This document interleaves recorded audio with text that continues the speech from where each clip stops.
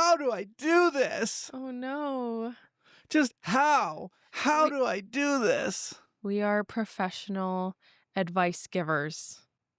No, I feel like we're like amateur advice Very much givers, amateur, yes. right? Amateur hour. Maybe if we hit like 1,000 episodes, then we'd be professionals. Does the number of episodes qualify us or the number of listeners qualify us? I don't know what does qualify you, honestly. Like, do we need a whole production team behind it? Right? Should we be in a studio to be professionals? We are in a studio. Like a professional studio that's not in an RV that we travel around in? How dare you insult her? I don't know.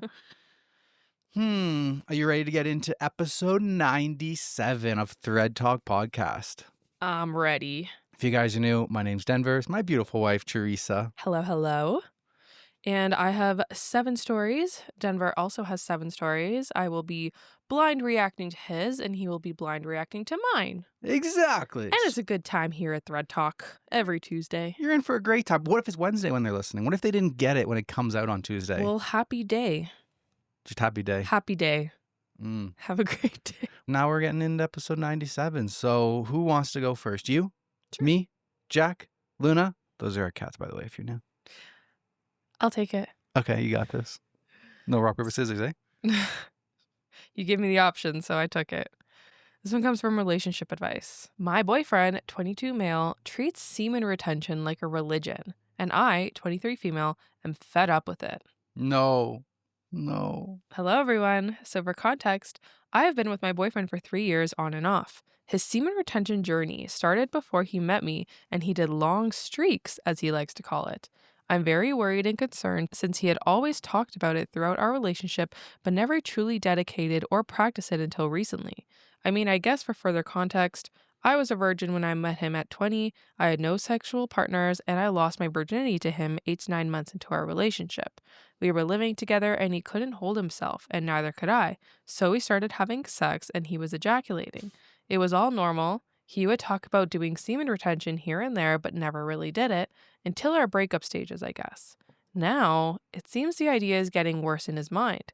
I know I'm messed up for this, but we have a policy where we both can search each other's phones, so curiously, I checked his YouTube history, his emails, and he's subbed to a YouTube channel called Semen Retention Club, which I've seen is just so toxic. The comments left by these men, it makes my stomach turn, and he's shown me some videos, and he says, yeah, I don't agree with that. However, it's so radical what these men say. He tells me his semen is a life force, and he won't shed, and he is attempting to practice tantric sex, and he claims there's a benefit to semen retention, but he holds himself so much for releasing, and I tell him it's not healthy, and during sex you should let go, not bottle up, and he just says I'm attacking him. This semen retention thing is making me depressed. No matter how many times I tell him it's pseudoscience, he won't listen. He believes it's his life force, energy, and he won't shed.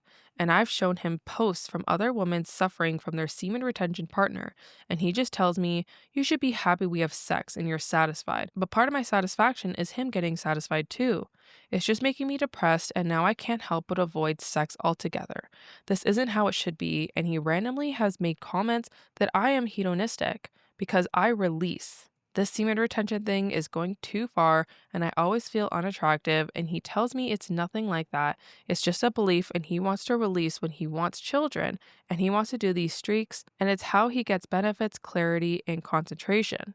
I keep telling him that maybe sometimes laying off sex is okay, but I have a high sex drive, and it doesn't cut it for me to have half sex. He won't ejaculate, and then he makes me feel bad when I feel in the mood. It's making me cry. I don't know what to do. But I'm dissatisfied a lot, and he says, quote, I'll see if you're a real person to stick around for it. I am just sick of him randomly talking about it, randomly doing it, affects sex so much, and I just feel like I'm going insane. How can I get him off semen retention? Coming off with a banger. Holy, how do you do this? Okay, I had to look up a couple things for your story. So, semen retention. Semen retention is the practice of intentionally abstaining from ejaculation, often for perceived mental, physical, or spiritual benefits. Through science, evidence for many of these claims is limited or lacking. Practices associated with semen retention are ancient and have appeared in various cultures, but the idea has been a resurgence in popularity due to online communities. Proponents of semen retention often report increased energy, motivation, self-control, and happiness, while others believe it improves fertility and sexual pleasure. Okay. I just, I don't know, it's hard to get on board with something you don't practice, so I don't know about that. Yeah. Don't really know what to say. I don't subscribe to this. I don't subscribe to that. There's also another part, tantric sex, Tantric. Mm-hmm. Tantric sex is a spiritual, meditative, and slow-paced approach to intimacy that focuses on deep emotional and physical connection, heightens awareness of the body, and the movement of sexual energy for transformation, rather than on the quick achievement of orgasm. I'm confused. I don't I really still get that don't one. get that. It says, rooted in ancient Hindu and Buddhist Tantra, it involves techniques such as synchronized breathing, eye contact, and mindful movement to foster intimacy and a more profound, fulfilling sexual journey for both partners or even as an individual practice. All right, here's what I'm envisioning. Yeah, honey, harder, harder. It's like, no, we need to go slow. And we need to make eye contact.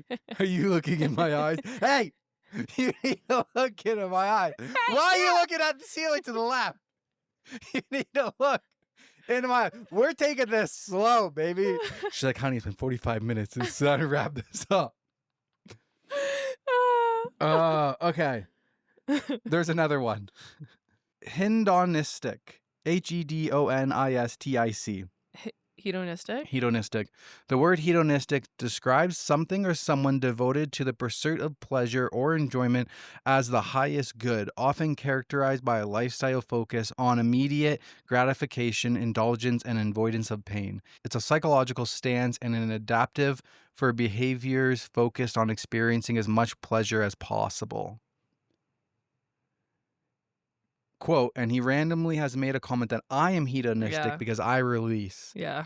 So because she's she enjoying wants sex too much. Yeah. It's instant gratification. Okay, now that we've got through those explanations of things that were said, Thoughts. how do you deal with this?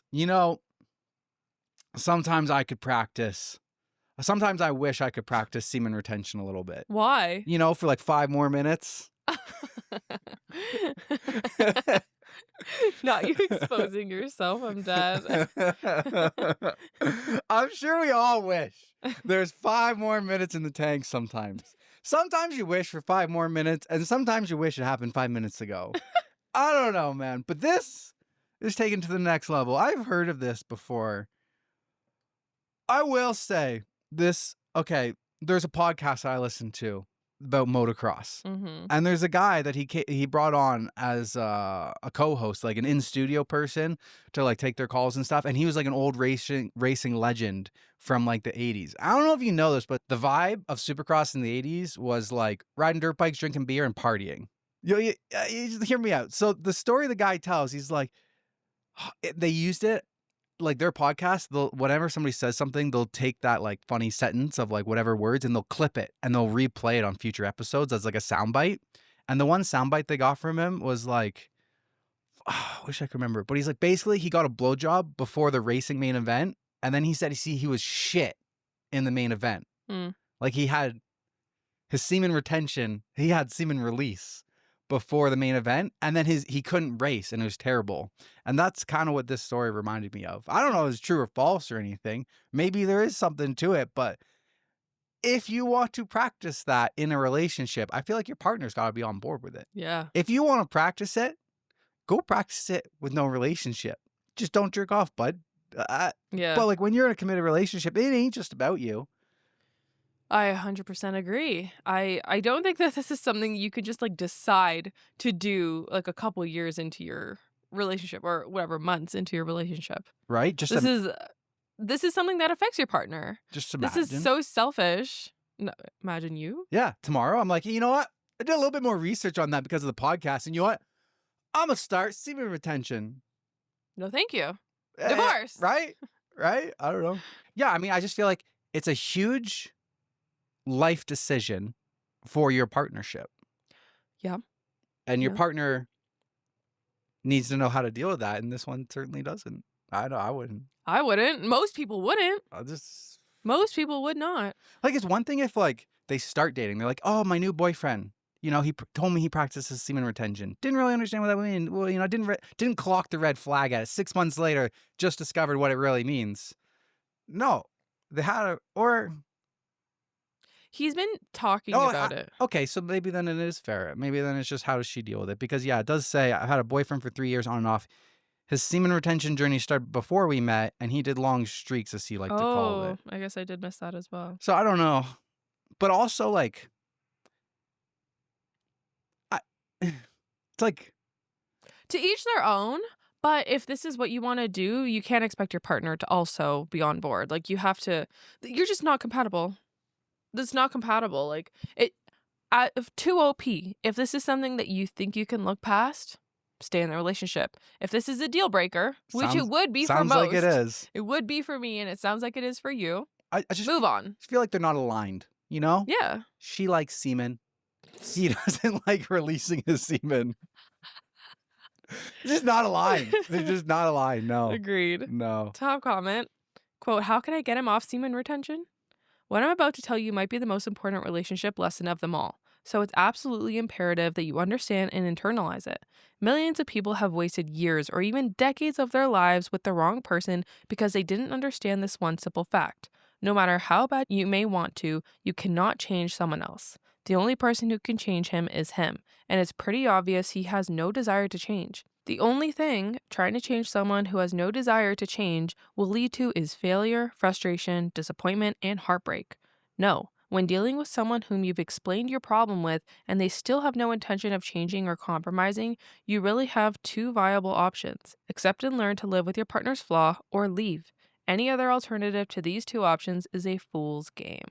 Yeah, absolutely. That's applicable to, honestly, most of these stories. I was just about to say, that's applicable to, like, everything. Yeah. Like, I've said it, I don't know if I said it in a while, but I've said it in previous podcasts, my old best friend, Marcus. At one point, I was, you know, going through life, and something else happened, and I was mad about it, and I was venting to him. He's like, man, you can't expect people to do what you want them to do. You need to accept them for what they do and who they are, and then decide if that's the person that you want to have a relationship with. You can't change people. You can't expect to change the person you're in a romantic relationship, a platonic friendship with.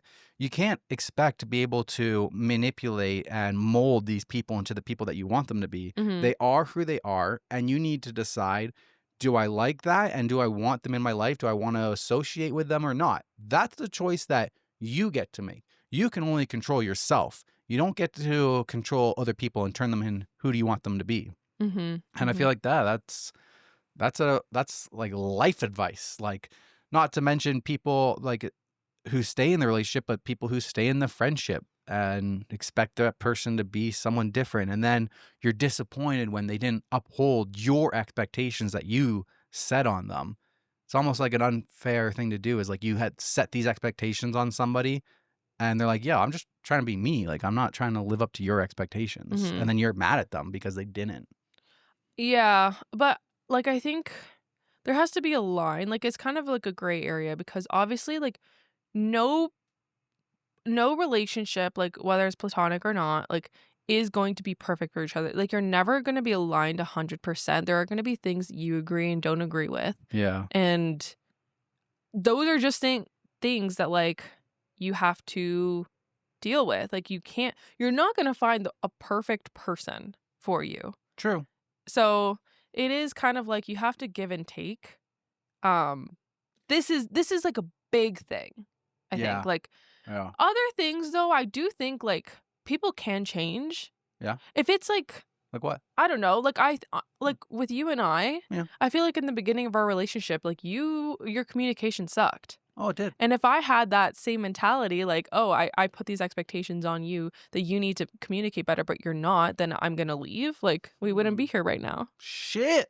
I just mean, the like, theory is flawed. I get what you're saying. But it's not black and white. It's not black and white. It's a gray. Like, it's a gray line. Yeah. You got to find the balance in your own life. So I It's think true. it's just like dependent on the situation. This is something that is like obviously a big deal. Yeah. But when it comes to like, I 'Cause- don't know, little things. Well, there was also a point when we were like 4 months in. I tried to break up with you after I took my sister's street bike for a ride, Mm-hmm. and you're like, I don't even know. You're like the kettle that Oh, was steaming over because I yeah. did Do you something want to tell them dangerous. why? I told Teresa that at one section I got my sister's bike up to like 284 kilometers per hour Okay.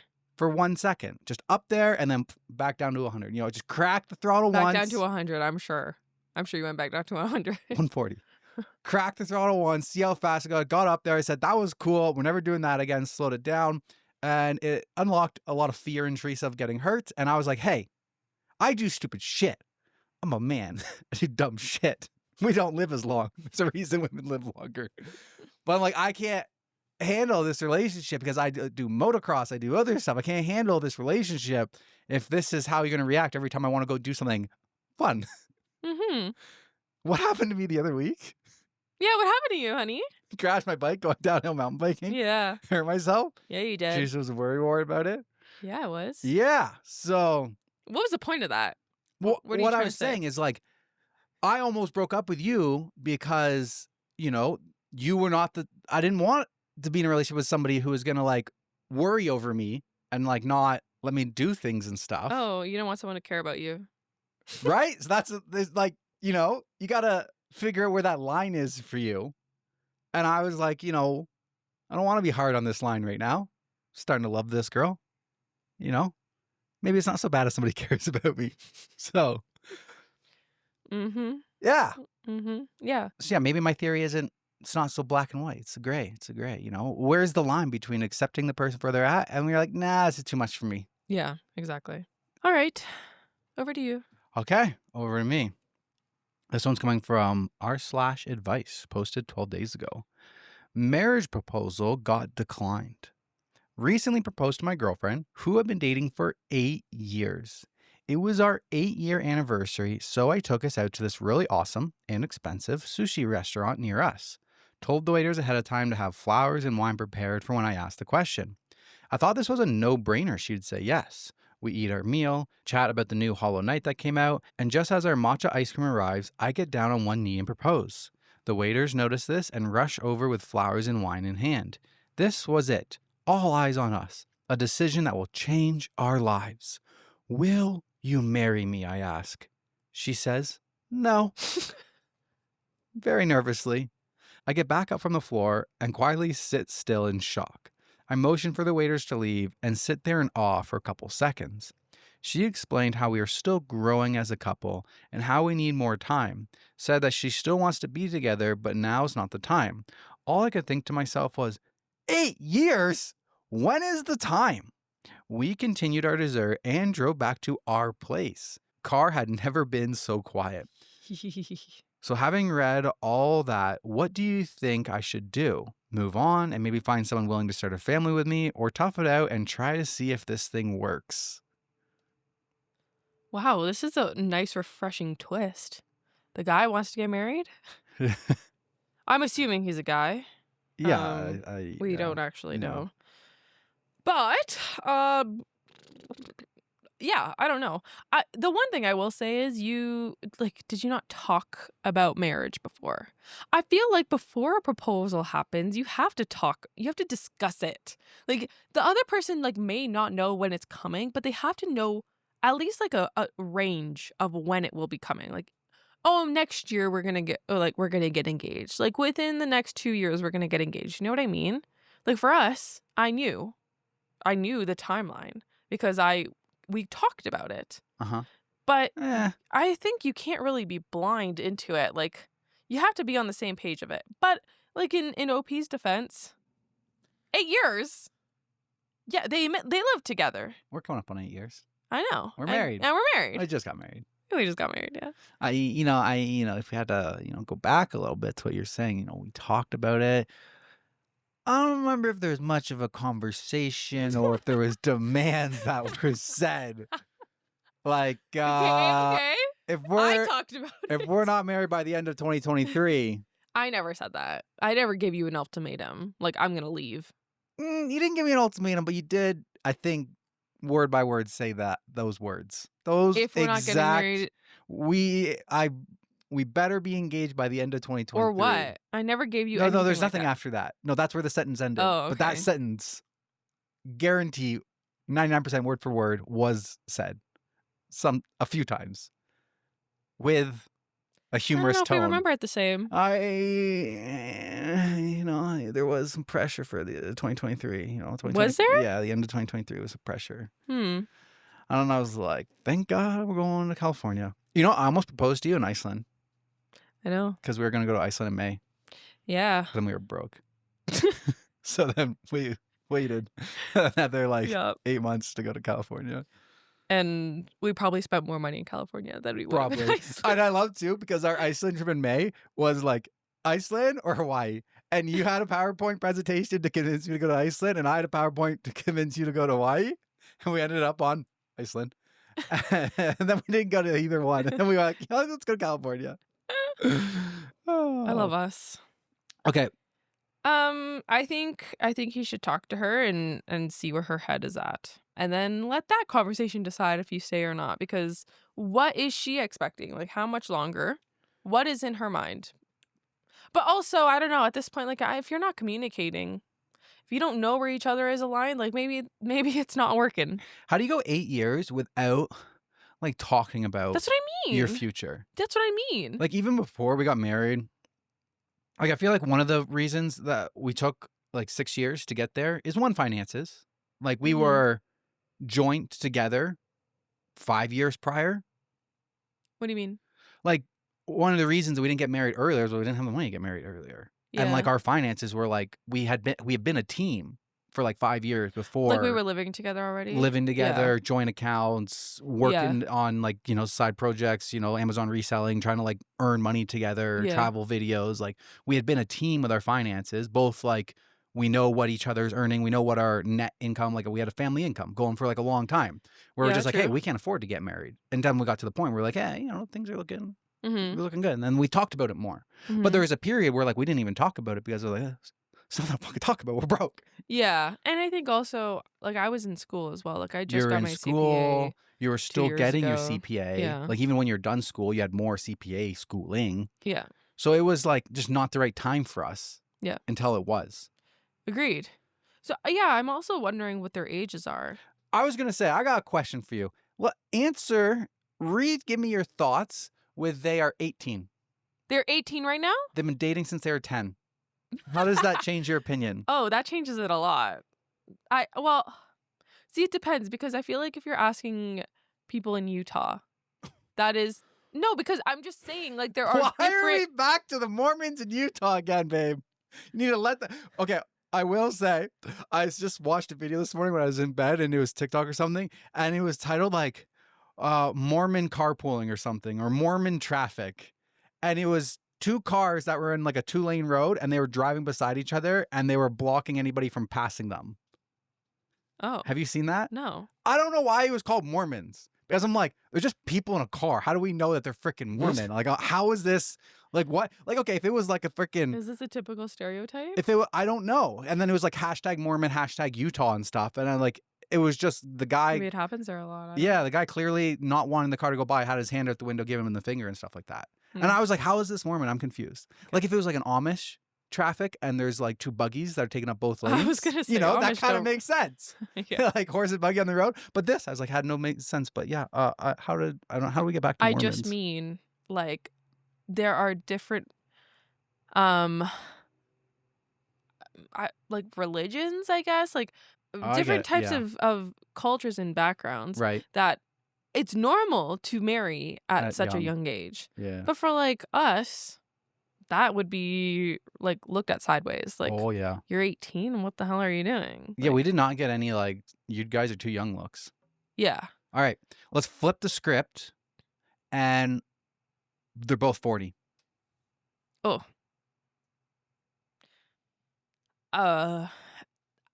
Leave. I would leave. 8 years, like, so sorry. But it does make a difference though, because you have so much more life experience at 40. Mm-hmm. And being in a relationship for 8 years, it's likely that that wasn't your first relationship. Mm-hmm. You would have been 32 when you started. It's likely that you've had relationships prior to that and you've had more experiences. You know what you want in a partner. So yeah, it does make a difference. So I guess the fact that we don't have ages, I can't really conclude here. I hope they do clarify that because there's some more edits I see. There's an edit. So one says, I did fail to mention that we did talk a day after about it, and she says that we're still too young and that we should grow more as individuals Okay. before we lock in for life like that. Also, doesn't help that she and her ex have been getting coffees for a while. What? I'm leaning towards leaving her. My follow-up question then is the dating scene nowadays any good? Is it Dude. that hard to make a connection? Bro, don't ask that on Reddit. God damn. Also, like, where are you? Like, what do you mean is a dating scene good? The dating Like, scene always what? sucks, man. You're looking for a diamond in the rough. The dating scene sucks. Dating scene sucks. Okay. He also says, we're also 22 and have talked Yeah. about marriage and starting a family in the past. Usually met with a very warm reception. We're both financially stable as well. Seems the common theme here is leaving. It pains me to think about we've been living together for so long. Our finances are tied together. I'm worried who would get our dog. Really just sucks, Damn. you guys. I thought coming on here to get opinions would be a good thing, but maybe not. I really have no idea how I'd even do it. Self-confidence hasn't been the highest lately. To further clarify, her ex was from her childhood best friend growing up. They dated for quite a while in middle school / early elementary.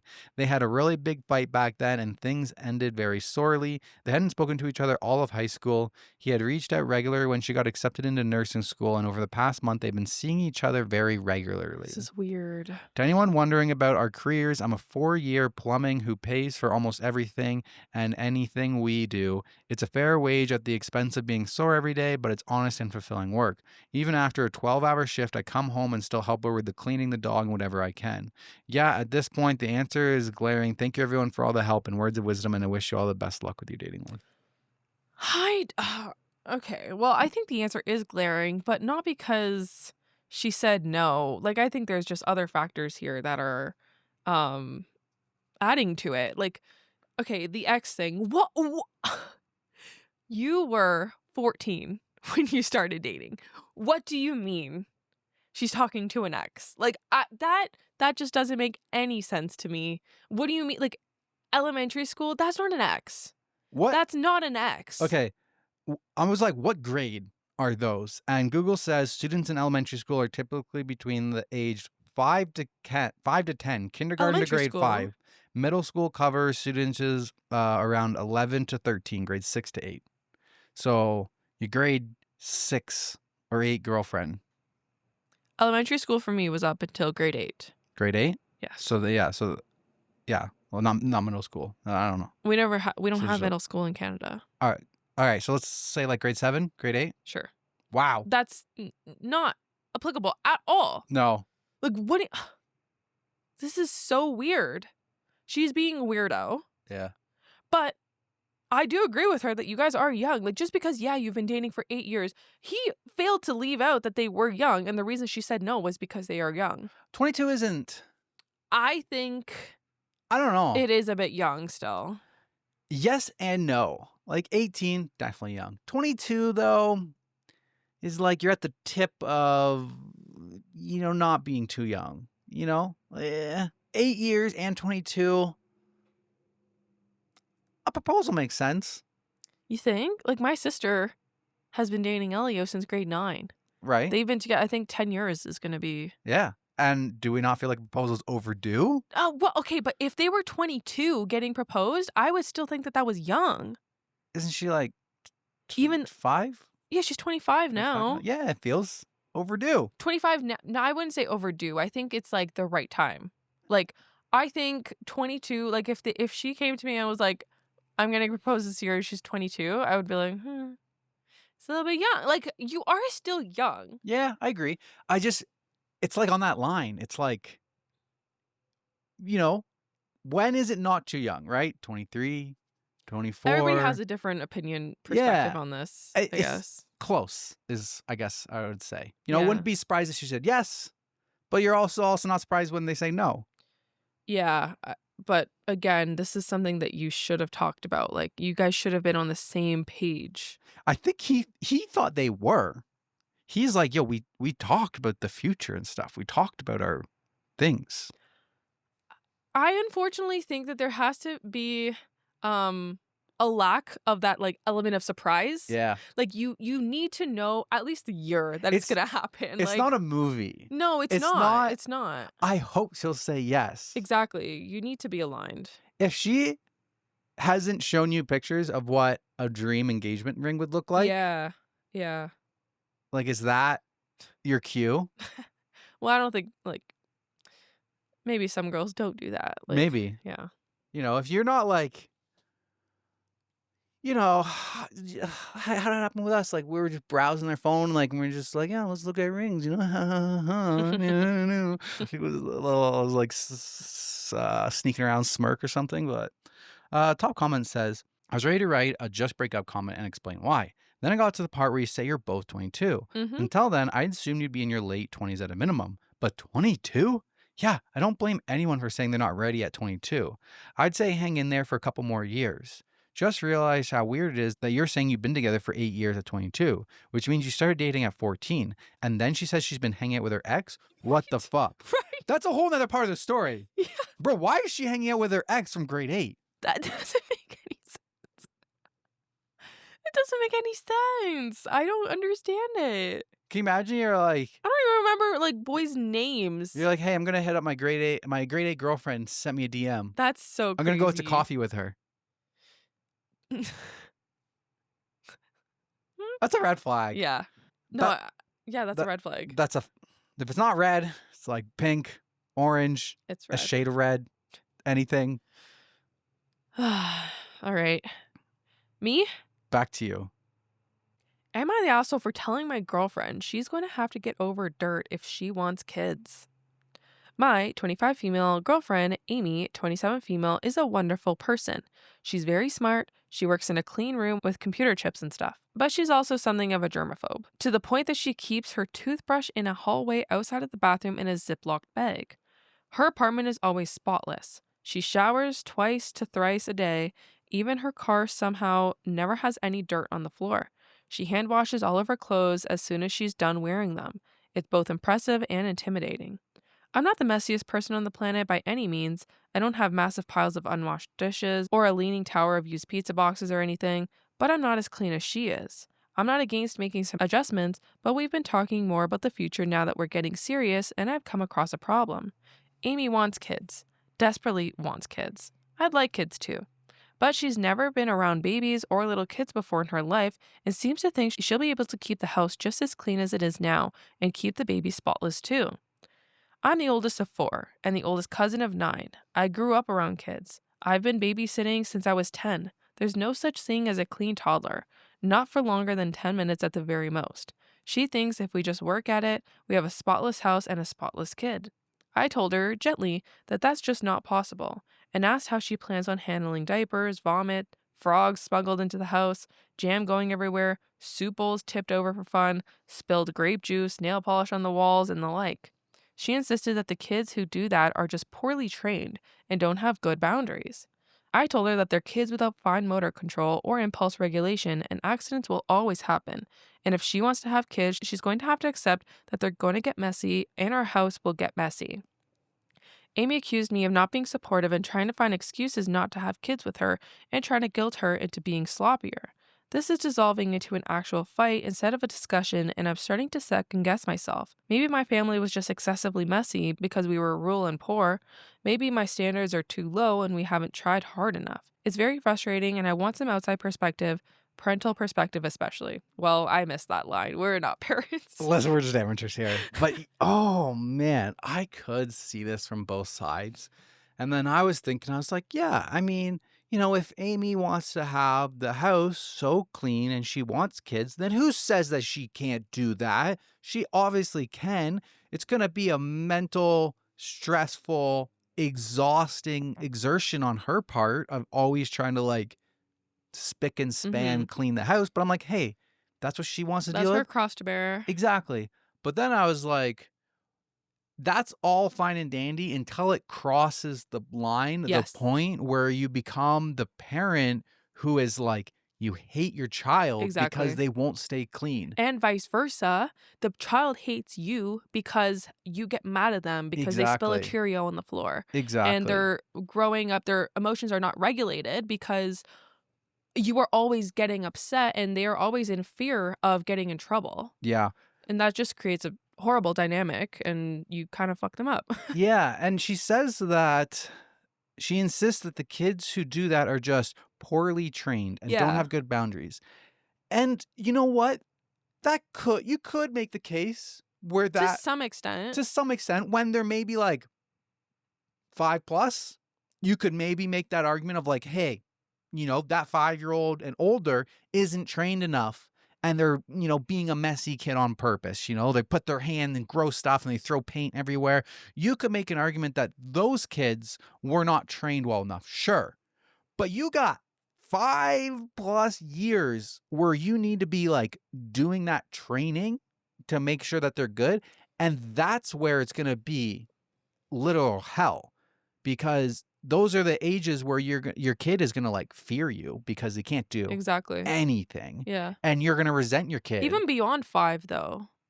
Like even beyond 5, like if like kids are allowed to make mistakes. And I've said this before Yeah. on the podcast that like we make mistakes as adults. So much. We spill stuff, we break stuff, like we create messes ourselves, like accidents happen. You can't keep unrealistic standards. Yeah. You can't hold those standards to kids because they're kids. Like you have to be realistic in your expectations. Like Right? shit happens. Exactly. And Kids you're are a mess. like, yeah, you can't like, I don't know. I just don't think it's fair to like yell at a kid or like get a kid in trouble because they made a mess. Exactly. Accidents happen. Yeah. So while you're trying to like train your fucking child Yeah. to not do that at that critical, you're going to be like pulling your hair out because you can't train a 3-year-old. Mm-hmm. They're not a training worthy. They're not a fucking employee that you're training with the guidebook. Yeah, I don't like the word training. Neither do I. Like in relation to kids, like you're parenting them, you're not training them. They're not a dog. Yeah. My sister Madison, her youngest is 1.5 years now, and I just saw a video that she posted of like he's like tearing through the Tupperware in the drawer, Aw, and he's just like why'd you pulling it show out. me? I thought I asked you. You said you watched it. When? It was a story on Instagram. Oh, I don't think I saw that. I think it's live right now. I didn't see that. So he's pulling out all the Tupperware, and it's just going all over the floor. And my sister's just watching him do it, and it's just fine. He's not doing any damage, but like he discovers something new, and he wants to touch it with his hands, and he wants to find more of it. So that's what happens with kids, if that thing that they find is a messy item, they're just gonna keep playing with it. They'll go out into a mud pit in the dirt, and they're just gonna keep like digging a hole for no reason. That's what kids do. So while you're like trying to train that kid, I feel like you'd be like ruining a parent-kid relationship. Yeah, this story is like dead on what we're talking It's about literally right now. dead on, and I'm just like, Andrew's he's 1.5. just going ham. Oh my god, he's so cute. I'm like, yeah, when the kid gets older, like maybe when they're 8, you could teach them to be perfectly polished and say perfectly splendid and, eat with their fork and knife and never make any spills and like that kind of stuff. But when they're like toddlers, you're not getting any training in. Yep. So top comment says, Dad of 2 here. You're not the asshole and you're right. Messes are inevitable with kids. You can't work at getting a newborn to not spit up or not pee during a diaper change. Your potty training exists, of course, but you're going to be dealing with so many accidents, so many late night sheet changes. You'll find food on the kids in the weirdest, most random places. She needs to lower her expectations or she's going to be horribly disappointed. Yeah. It just reminds me of like, it'd be like one of those parents where like you walk in, take your dirty shoes off, Yeah. like instantly, and it just, it doesn't sound like it'll be fun. Yeah, not healthy, I don't think, for the kid. All right. That's the thing that sucks about being a kid, though. What? Like there's a lot of people who are like this. There's nothing in place to stop people like this from having kids. I know. They can do what they want. Yeah. Your kids are kind of like your pets until they're 18. Like, they didn't get a choice to come into the world. I So, know. like, if she wants to have kids and do this, like, she's gonna fucking do it. Like, nobody else, Exactly. you can't stop her. So, Yeah. and then that's when that's just brutal childhood. Yeah. You know, it's kind of sad to think about. It is. All right, over to me. This one's coming from r/TIFU. Today I fucked up by making a lady think I was asking her on a date. Oh. So I, 25 male, live in a relatively small town. Everyone knows everyone kind of deal. And so a lot of people recognize me and especially my dog. So I left my apartment to go to the superstore when this lady passes me with her tiny puppy. We make eye contact as it's eagerly bouncing towards me and I ask if I can greet it. She says yes and I do so. We start doing a little small talk, and eventually she asks, "You have a Chihuahua, right?" I say yes, and she asks if she's good with other dogs. Again, I say yes, and she brings up that her dog needs to meet other dogs. And so I smile at her and say that my dog would be perfect as she's very patient with other dogs. Here's where I probably fucked up. I add that if she wants, she can have my number and we can set up a doggy date. Suddenly, she gets awkward and looks terrified as she just says, no thank you, sorry, and soon ends the conversation, just agreeing that if we meet up while walking our dogs, they can meet. Anyway, so now I want to sink underground and never come back. I just hope she doesn't think that I'm some sort of creep. Where's the line? Because I could see it from both sides too. Like, he's just trying to be like a good Samaritan and like help her dog get exposure therapy. And she's like, "Oh, this man's hitting on me. Doesn't he know I'm old?" Oh, wait, is she old? I have no idea. I don't know why I thought this was like an older lady in my head. Hey, she could be married. Yeah.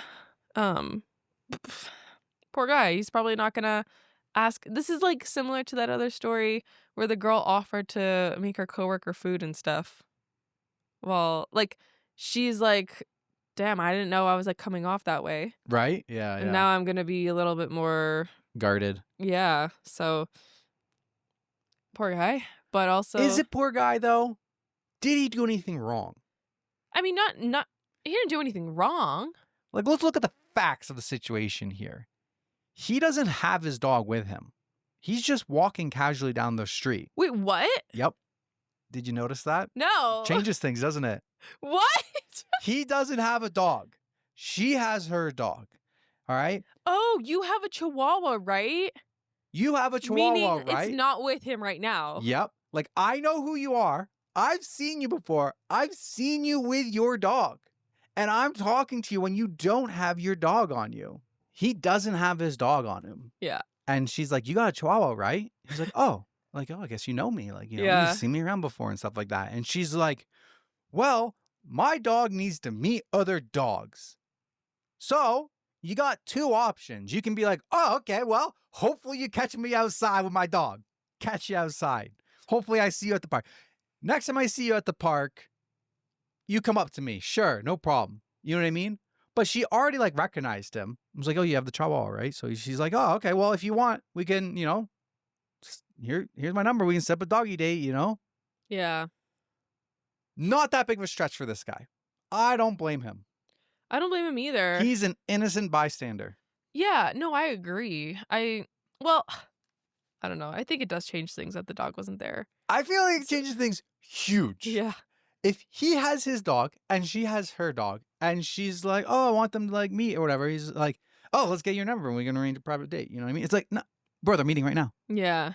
But he doesn't even have his dog. Okay, yeah.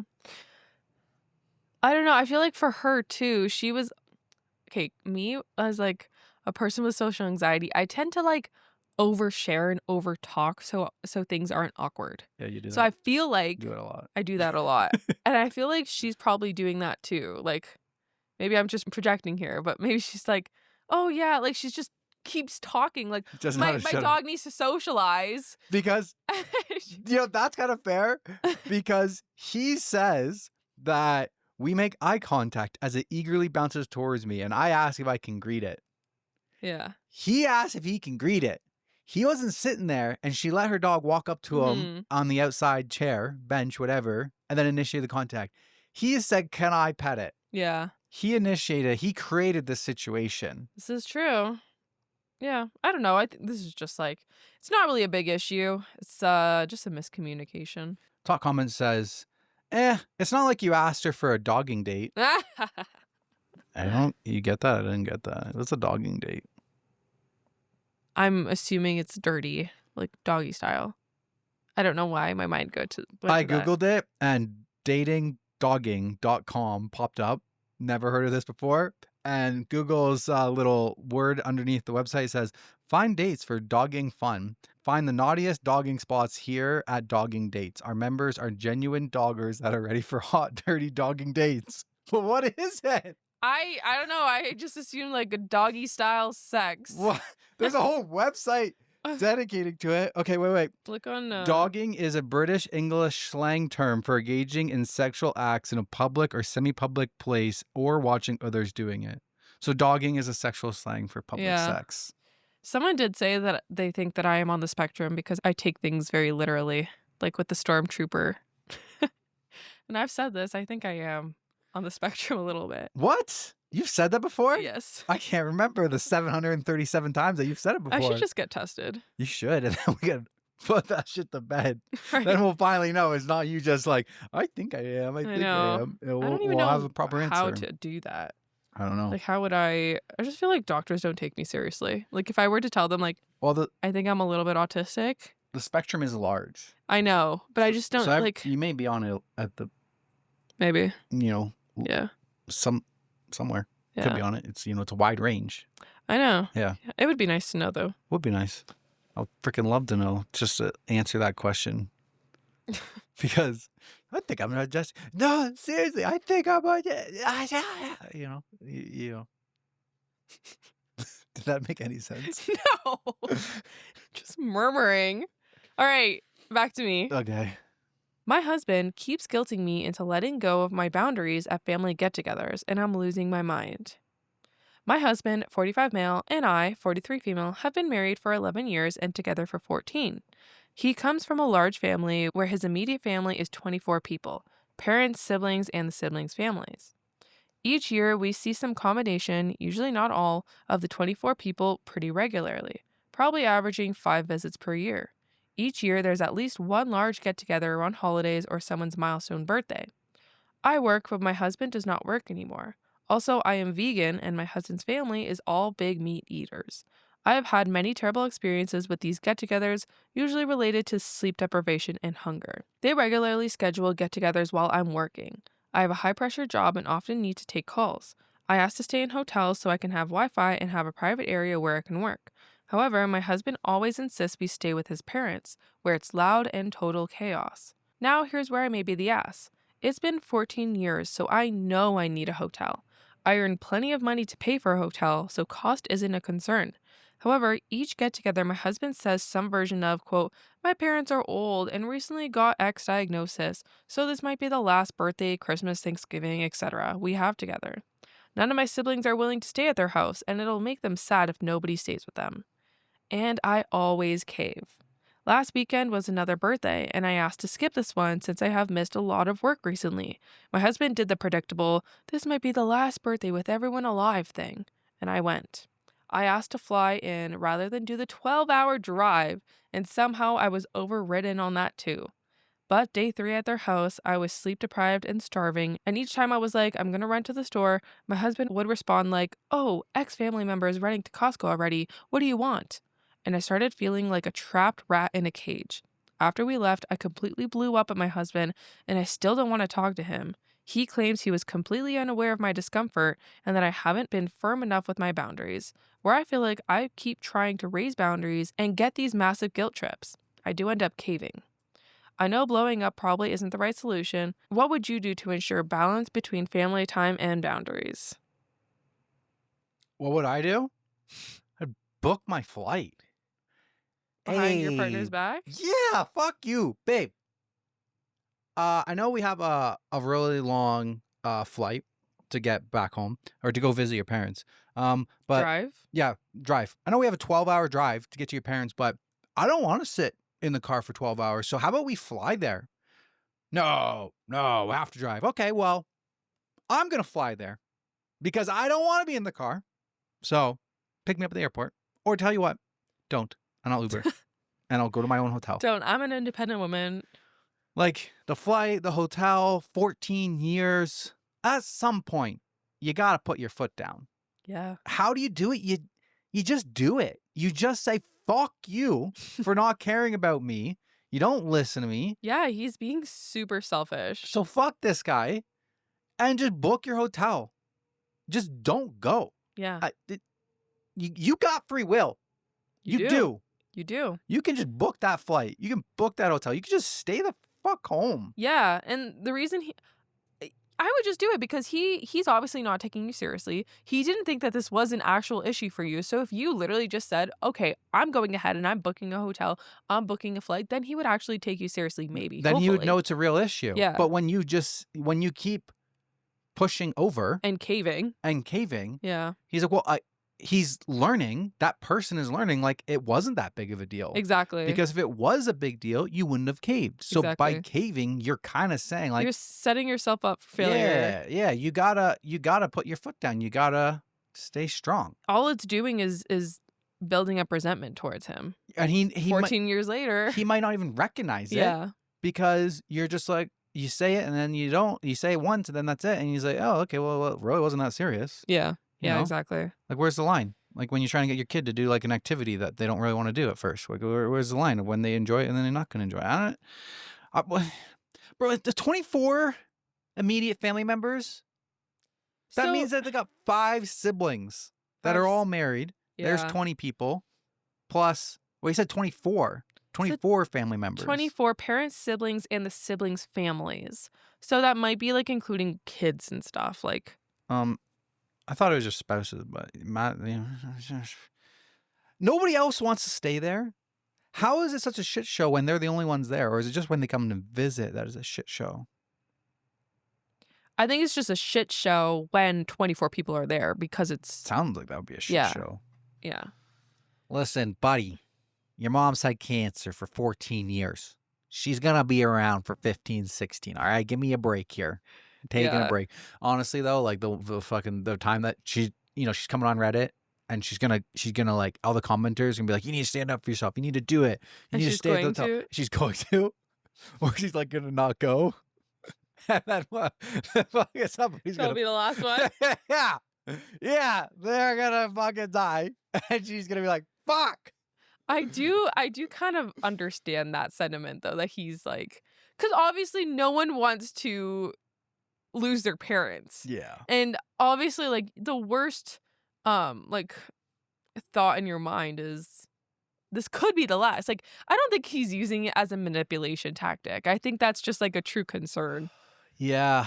There's Like- also like the flip side of this, where if you kind of think about it, like, I feel like we always have automatic sympathy for the OP. You know what I mean? Yeah, OP we writes kinda in, do. they can't do no wrong. But if you think about it, she keeps choosing work over family. Yeah. Like, she's like, I need to work so much. Like, that's why I Why do need you have the to work on hotel. Thanksgiving? Yeah. Like, She's like, you're traveling to visit your family for a thing, but like, you need to go to a hotel because you need to work. And like, can you imagine the husband? He's like, dude, every time we go to a family function, you're like on your laptop working. Like, can you ever just like be with family? Why did you want to marry me and be in this family if you're not here for the family time? that's a good point. Like, seems like in her thing, she says, I've been slacking on work. She said, So I've taken time off work recently. I need to work more. Yeah. So maybe you should plan your vacation days better. Yeah. You should. And it's also like not good for a marriage if you keep choosing work This is true. over your family. Yeah. So, eek. Both are flawed. Both are flawed. Eeky. There's an edit that says, wow, lots of responses while I was in a meeting. Couple clarifications. She's in a meeting. She's working. I don't earn all the money, and my husband has investments which produce his share of the income, and we split bills 50-50. I'm just the one who still works. My choice, I have a good career. I see a lot of people assuming I'm a sole provider, which isn't accurate. I'm just a sole worker. Agree with everyone gently and not so gently, saying this is partially my issue for not being firmer. Bro, now I'm doubling down. One, it is. your issue. You didn't set your own boundaries. She's So literally saying, I'm choosing my career. You don't yeah, need, she's and saying, I then don't need to. yeah, you're like, I don't need to work. I'm not the soul. He's not like my husband is a fucking slacker and I'm paying all the bills. No, he covers all of his stuff and I'm choosing to work. Well, not like choosing. She said they're 50-50. They still, but like, Yes, but I'm just the only one who works. My yeah, choice. I have a good career. exactly. My choice. Could you imagine being the husband being like, listen, I You're good. got the bills covered. Yeah. Can you just spend time with me? That could be I frustrating. got the bills covered. Like, you don't need to work. Well, she did delete the post. So I think she did get some hate. Yeah, I think so. Top comment says, I'd book a hotel room for one. He stays with the family. Privacy for you, family for him. You don't need to sleep next to each other. Yeah. Yeah. Another comment says, I mean, if you won't back yourself up, there's nothing anyone here can offer that will help you. Agreed. Yeah. Yeah, agreed. Agreed. Alrighty. All right. Back to me. This one's going from r/relationships, posted 11 days ago. I'm considering leaving my husband over keeping a lock on one of our doors and refusing to open it. Hi, everyone. Very sad to be posting this, but I, 29 female, am considered separating from my husband, 33 male, of 5 years over a big issue that we just had a couple of days ago. My husband has always cared about his things, and he puts all his valuables in his office where he works remotely 3 days a week. He put a lock on the outside of the office door 6 months ago to supposedly keep his things safe from our destructive toddler. I let it go, but found it a bit odd since the key is usually nowhere to be found. Anyways, I recently went in the office to get our bird's perch out of the room, and he was hovering, acting really suspicious. He defensively said, "What do you need in here?" And I said, "The bird's perch," but then instantly felt like he was hiding something from me. I also noticed he locked the door after that. After we put our toddler to sleep, I told him I needed to go into the room to change the sheets on our guest mattress before we have visitors soon. He was acting defensive again and said he would do it another time. That is when I said, "What are you hiding in there? You are getting really defensive, and it's weird that I'm locked out of a space in my own home and have to ask permission to enter." He got more defensive until I eventually said, "You need to unlock the door and let me see what's in there because you are hiding something." Long story short, he admitted he was hiding weed in the room and playing video games when I go to sleep, but he refused to open the door. I told him I'm going to sit by that door until he unlocks it because I think he's hiding something worse than those things that aren't that big of a deal. You guys, he literally refused. I tried begging, I tried getting the lock open, I even tried everything I could think of. Not only would he not unlock the door, but he was gaslighting me the entire time, telling me I'm crazy, and it must be my pregnancy hormones thinking there is something else in there. He said that if he opens the door, he would be giving in to my pushiness. He also kept touching my leg and telling me he was sorry I'm going through this, like I was making all this up in my head. Unfortunately, I got too tired around 2 a.m. Keep in mind that I am pregnant having to deal with this, and told him I'm going to sleep and whatever he is hiding there, he can get rid of it in the morning. But I'm done. In the morning, the room was perfectly staged with his little weed pen out and Switch game. He has changed the lock on the door to a normal one that only locks when someone is in the room, but still seems to see no problem with what he has done. He is so adamant that it is perfectly normal to lock a door from the outside if you have important things in there. He also said that there is nothing else in there and he just couldn't for the life of him let me in after I said we needed to go through his stuff. He said that was controlling behavior and giving in would have been saying that was okay. I guess what I'm asking is it normal to put a lock on the office door even on the outside? Would a separation be the next best steps? I have a toddler and a baby coming. I really don't want to have to do this alone if I don't need to. What the fuck? I am so upset for her. No, this is not normal. Because, there's proof. The next morning he opened it up for you and he showed his weed pen to you? After all of that? That was a hill he was willing to die on? Right? Do you think I'm dumb? You actually think I'm stupid? You're gonna gaslight me like that, bro? Oh my God. That's pregnancy hormones, honey. It's okay. It's okay. Go fuck yourself. Kindly, go fuck yourself. This one's pissing me off. So top comment says, no, this absolutely isn't normal. And then the next person replies and says, I would have kicked in that door so fast. This is done. This is so done. Like a separation immediately. And this is why you should always keep a full-size axe in your house, in the basement or the garage, just in case you need to pretend to be a firefighter and chop through a door. I would go out to the garage, get the axe, the chainsaw, a fucking baseball bat if that's all I have, and I'm getting through that door. Bitch, we're going in your office. I ain't going to bed until we're in your fucking office. I hope it was worth it, because it better have been so incriminating that it was worth your marriage. So the best comment says, whatever was behind that door was more important to him than your trust, which he Yes. lost. Yeah. It's so much more unfortunate now that you literally have a baby coming and you already have a toddler. I'm so mad at him for doing this to you, because he's literally forcing you into this corner. And yeah, I would say you have literally no other choice but to separate. Like, The trust is gone. it's done. Am I like a petty bitch? Because I would not be going to bed until that door was open. Like, I don't have an axe. All right, what do I have? I'll call a locksmith. Yeah. I'll call my neighbor Jim, who's got big feet. Big feet. What is that going to do Kick for in you? the door, big feet, and boom, boom, Boom, boom. boom, boom. You know what I mean? I'll call the police and tell them that I think my husband murdered somebody in his office. Oh. They'll kick open the door for him. Oh my her. gosh. A weed pen? You couldn't show me that? No, because you have no right to demand to see my office. Bitch, it's my fucking house. It's my fucking I got house. full rights. Imagine I was like, no, Teresa, that cupboard right there? In my cupboard. That's crazy. You don't go in that cupboard. That cupboard's a no-no zone for you. Just off limits. Do not enter. That's crazy. You know- That is so crazy. You know what really had, you know why he really didn't let her in and why he had to wait till the morning? He had to clear his browsing history. There's nothing that can be on there that's like worth it to Right? end this. Like, okay, you're looking at porn, cool. You're looking at kinky porn, cool. What if he's messaging other women? Cheating. Oh. Yep. Oh. I should think of that.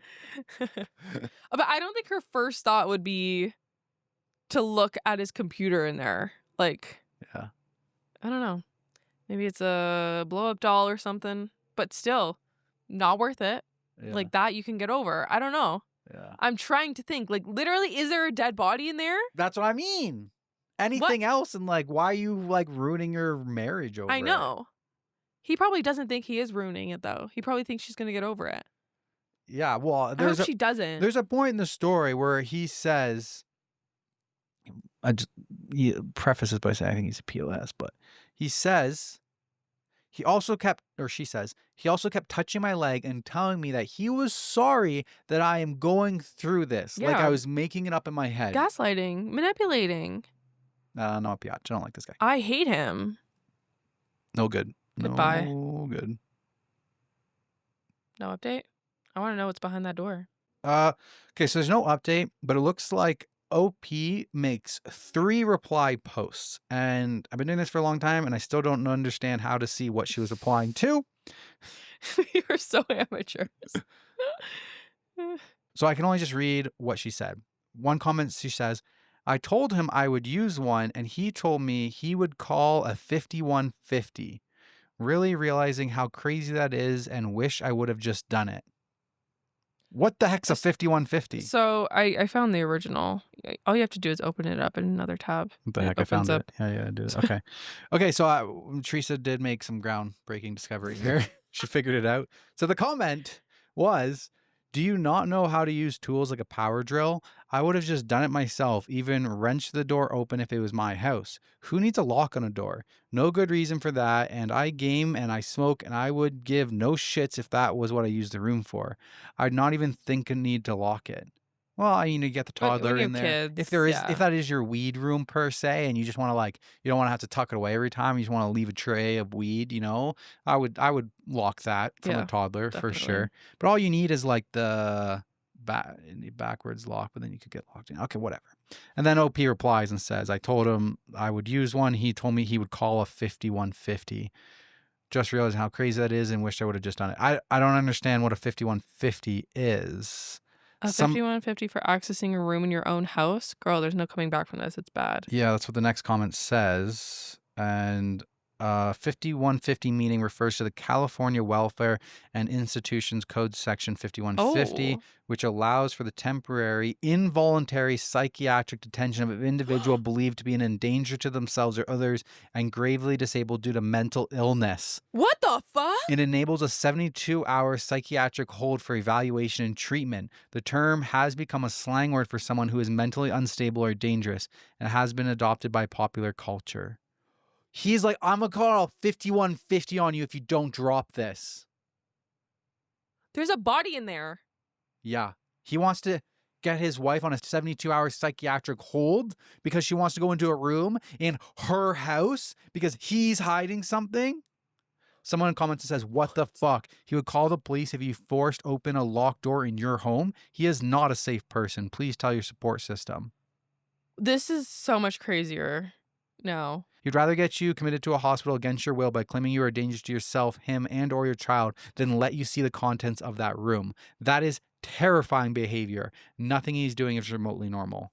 Yeah, I agree. That is absolutely terrifying behavior. You are left with no choice. Yeah. But to leave. Yeah.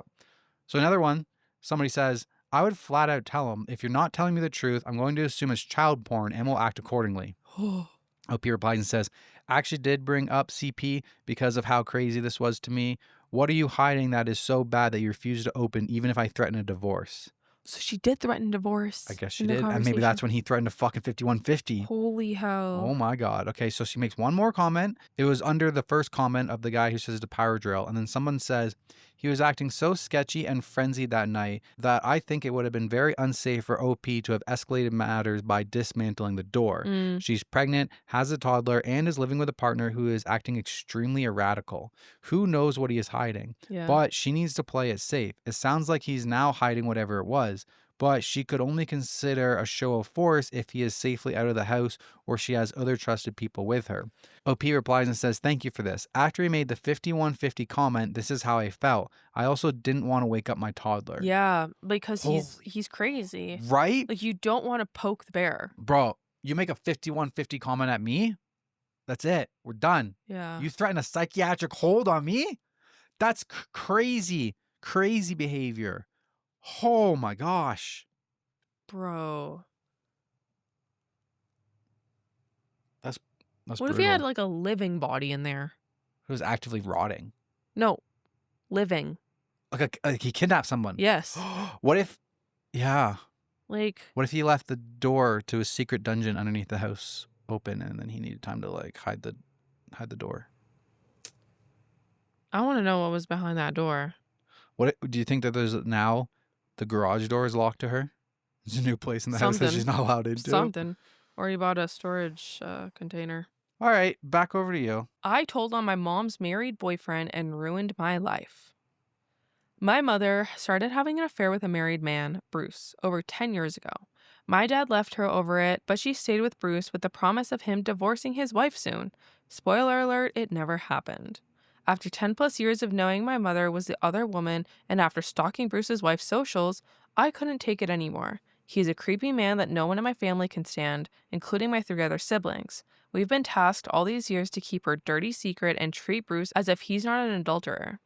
I, quote, took one for the team and sent some anonymous emails out to some contacts I found through social media.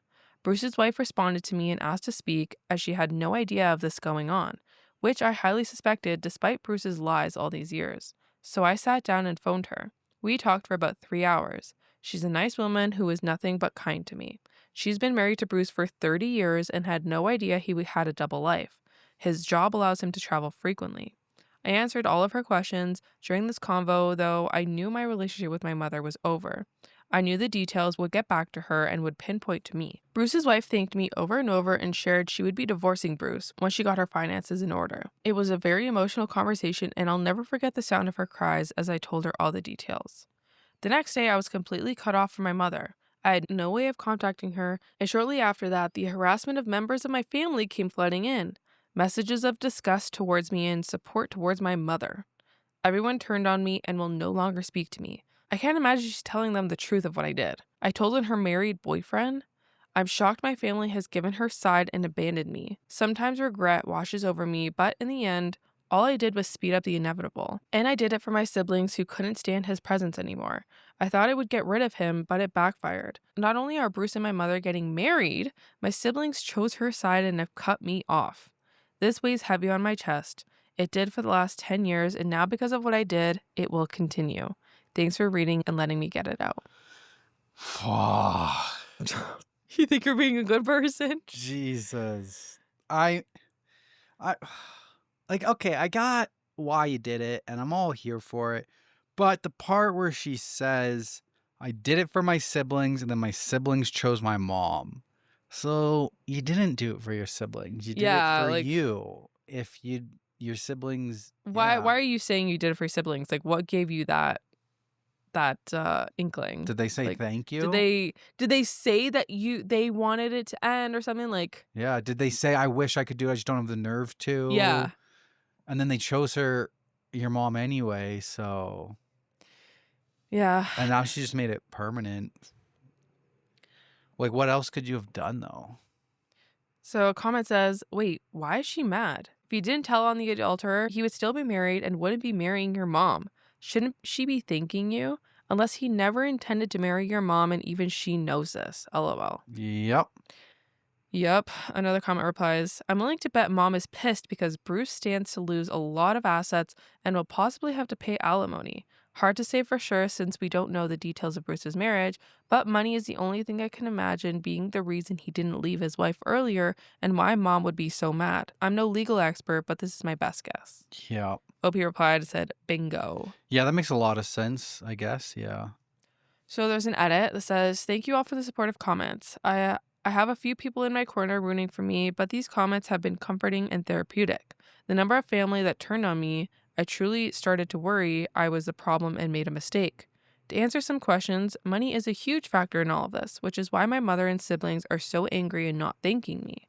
I am my mother's oldest daughter. Only my youngest sibling lives with her.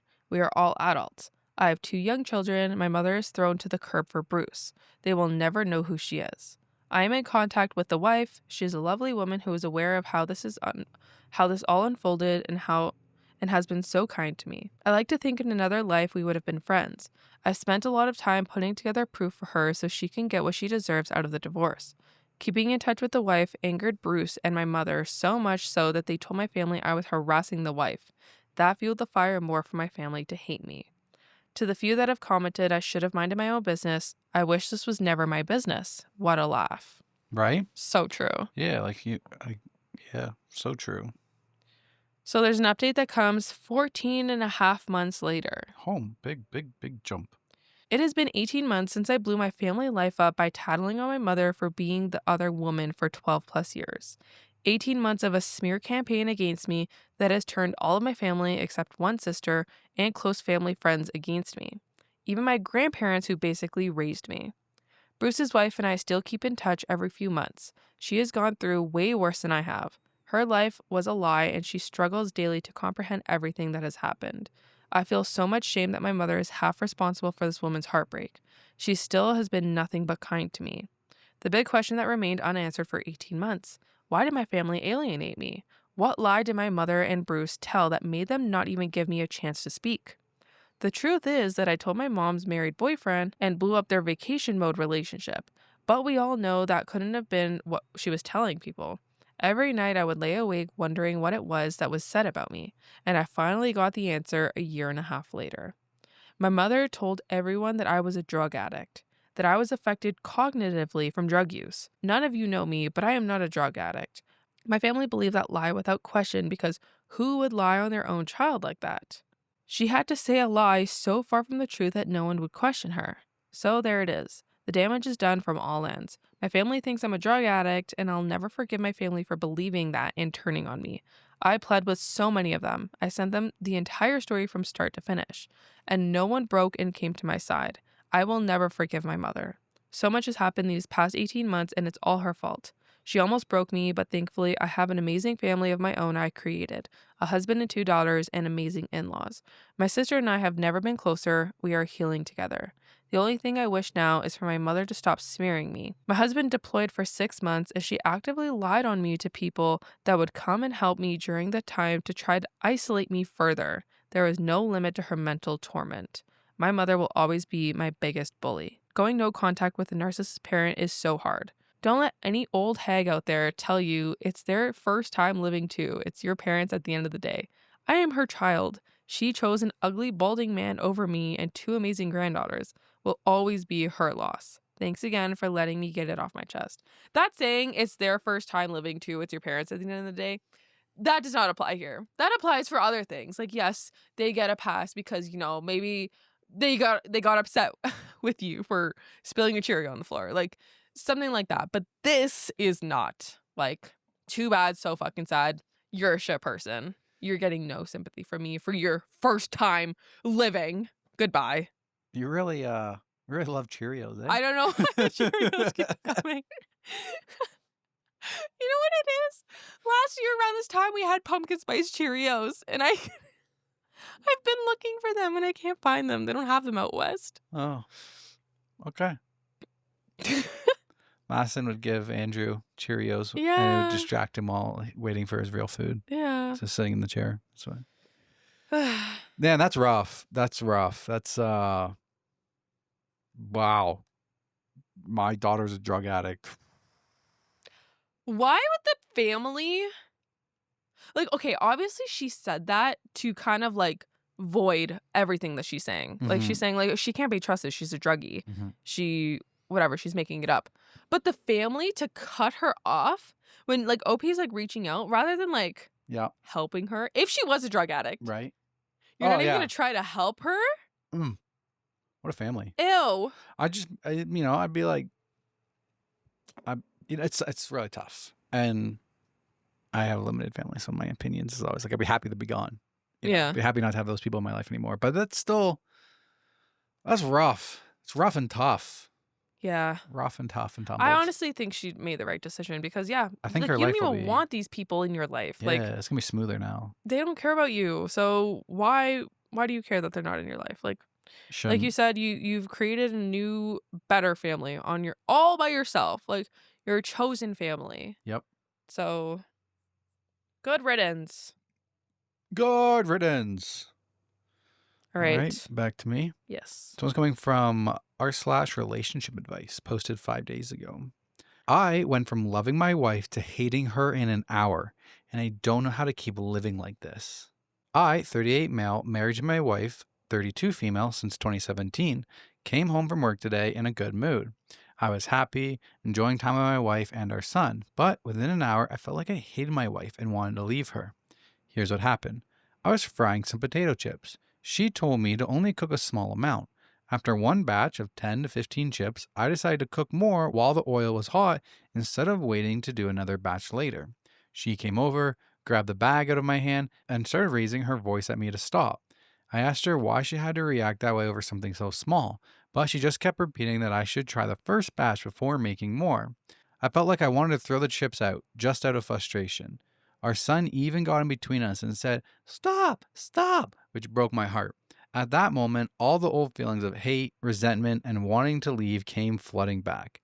This is our normal.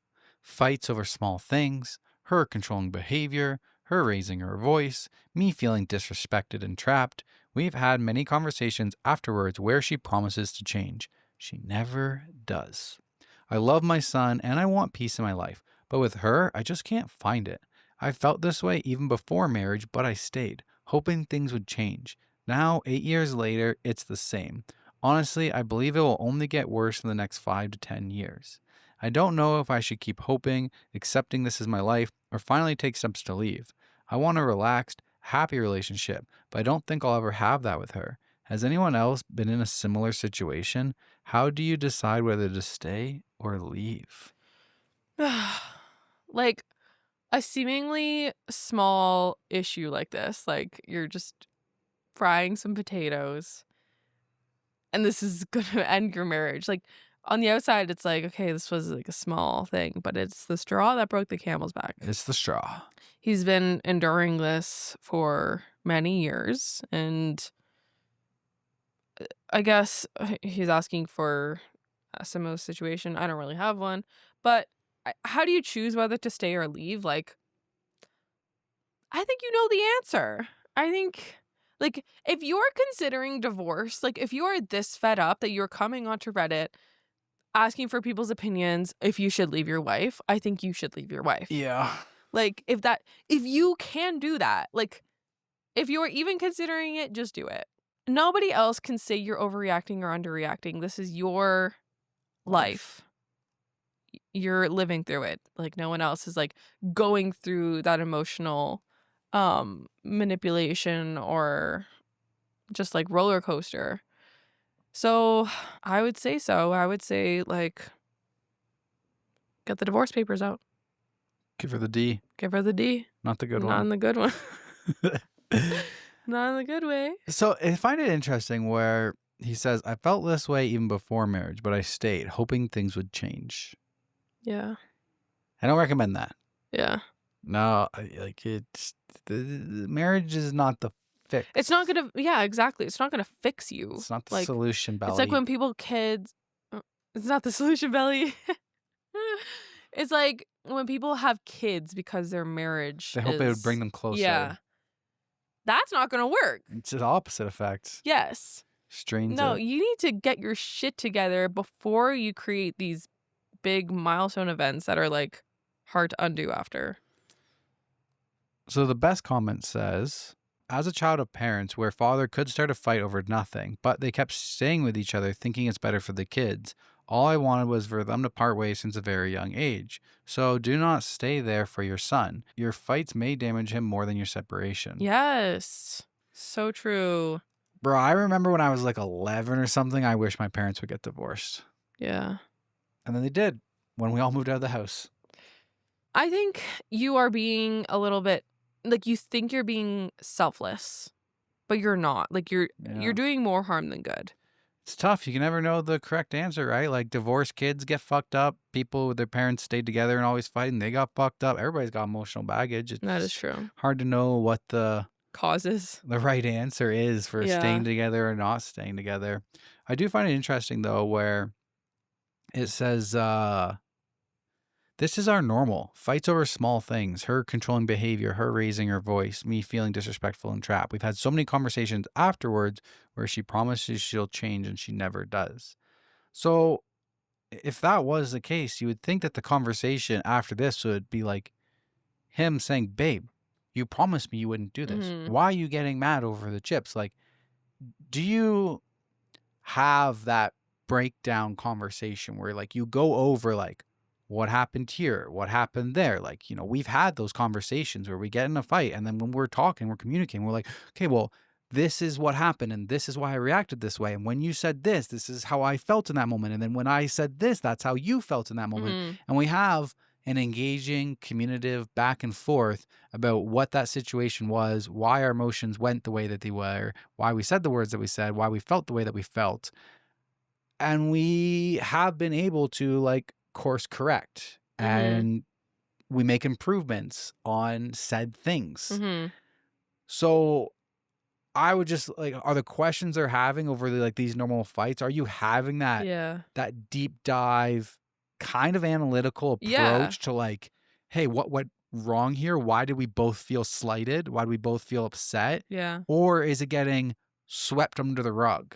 Mm-hmm. How much do you go into those details? Because I feel like having those analytical conversations are very important to your relationship. I fully agree. Yeah. Like, if you don't dissect it afterwards, like, there is no room for growth. Like, if you just sweep it under the rug, like, it's just going to build up resentment. Yeah. And your partner doesn't know what they did wrong and vice versa. So, yeah, the same issue is going to keep happening. Hard to like It's insanity. Yeah, when you're the one who like caused the problem, it's hard to self-reflect and maybe course correct said behavior when your partner doesn't point out what hurt them, what made them upset in that situation. Yeah. Yeah. So life advice from two Amateurs. Well, like we're in a relationship. I feel like, okay, We're professionals we are at dating professional. each other. Yeah. I think so. I honestly think like we do have like a really good relationship, like communication wise. Like we do have those conversations, and I think like I would hope other people do too, but it's not. I don't know how common it is that people like, to us, I feel like it's like common sense. Yeah. Like when we argue or something and something's bothering us, like we talk about it afterwards. Yeah, guys, we're not like perfect. Like 2 weeks ago, we got in like a big fight. I can't even remember what it was over, but What like was it? When? I don't even remember. Let's not get into that part. That doesn't matter. But the part is like we broke down the conversation Yeah. of like what made you upset in that situation, what made me upset, and like how, and we came, like we talked about it and we realized like, okay, like you did this and I did this and that's why I reacted this way and that's why you Yeah. reacted that way. We talked about it. Yeah, exactly. And here we are, just loving each other more than ever. No. Okay. Is that all? That's it. No, it's fine. You know what I just realized? We didn't say. We're coming to you live from, if this is your first time on ThreadTalk podcast, I mean, welcome. You're already like halfway through. If you guys are coming back, then you know that we are full-time RV life living. Podcast studio is in an RV that we travel around. We're currently in Alberta. In Canmore, Alberta. Yeah. This episode was supposed to be coming to you from Banff. We are in Banff, which is only like 15 minutes down the road at the Banff campsite. But trees got us. The Starlink. It was not. We made it a week, but it was really bad. So we made a last minute switch to this campsite that's right off the highway. So that little bit of background noise that you might hear is cars driving by. Yeah. But one person commented, they said, no, you got to embrace the RV life. All of the background noises, that's part of doing a podcast out of the RV. Mm-hmm. So, I hope that's a good thing. Yeah, hopefully you guys don't mind it. Anyways, back to me. Back to you. Am I the asshole for telling my wife why our daughter doesn't trust her? Lurker here. So for the last few years, me, 36, and my wife, 34, have had a very strained relationship due to the way my daughter and wife interact. It started when my daughter was 13. She came to tell her mother and confided her feelings about our family friend's son. My wife decided that it was too cute to share and told everyone during a family barbecue, including the boy. This embarrassed my daughter, and I told my wife to stop as this made our daughter upset, but my wife justified it at the time because they were just kids. I've always known my wife has a hard time keeping secrets, but I thought she would have at least tried since this was a touchy subject, especially for a growing teenager with her first real crush. After this incident, I started noticing things like this more, like my wife openly telling everyone our daughter's business. Admittedly, most of these incidents were unnoticed by me for years because they were usually conversations between my wife and her friends when I wasn't around, as she didn't like it when I interrupted girl time. However, I am noticing more now, like my wife telling everyone about my daughter's business, like texts, phone calls, and other secrets that she told her mom in the past when believing they wouldn't be told. As everything progressed, my daughter started getting closer to me more, and I became the default parent who deals with medical issues, school drama, and crushes, which has upset my wife because my daughter refuses to have girl talk with her anymore and is usually cold and doesn't like spending time with her. My wife decided to try and punish our daughter after finding out she got her first boyfriend and wasn't told. Our daughter is 16 now, and I don't feel like it's necessary to punish her for these things when she has made a conscious decision to protect her privacy.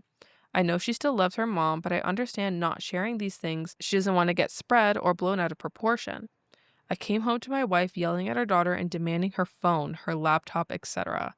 all over the situation, which it made me very angry because my daughter was in tears and she was still my little girl and doesn't deserve to be punished over something her own mother caused. I told my wife to leave her alone and that we would talk, but I also told her to give back the items which my wife refused on and started screaming at me in front of our daughter, something I don't like. I like to have calm conversations away from our daughter to prevent making her feel scared or uncomfortable. Eventually, after multiple attempts to calm her down so we could discuss this properly, she grabbed my arm and started digging her nails into my skin, and I had enough by then. I started ranting about how she has always told our daughter's business to people, and how basically the whole family and friends around us know everything about our daughter's personal life and medical history, and then I told her it was her fault our daughter doesn't trust her anymore, which made my wife start crying, and she locked herself in the bedroom while I started comforting our daughter and went out to get her some dinner. But now I'm home and I'm getting some serious silent treatment from my wife, and I'm wondering if I could have possibly said something different. But I'm tired of her blaming her daughter every time she doesn't get told something. Yeah. It's man. Yeah, imagine your mom just she got her period today. She had her first kid. Oh, she likes that boy. You would stop telling your parent things if they told all the friends and Yeah. neighbors everything. So that's completely reasonable. He's kind of wondering, like, did I fuck up? I mean, I guess, if we had to, like, on the surface, no, yeah, your wife's a bad person, blah, blah, blah, you're the great parent. But if you think about it, he says, I told my wife to leave her alone and that we would talk. But I also told her to give her back the items, which my wife refused and started screaming at me in front of our daughter. Something that I don't like. I like to have calm conversations away from our daughter, prevent making her feel scared or uncomfortable. Well, maybe you shouldn't have called your wife out in front of your daughter then. Yeah. You're like, I like to have calm conversations in front of my wife. Okay, well, you are parenting as a team. So I would think that, hey, if I came home and Teresa's yelling at our imaginary kids that don't exist, I'm going to back up Teresa. No matter what. In front of the kids, I'm going to back up Teresa.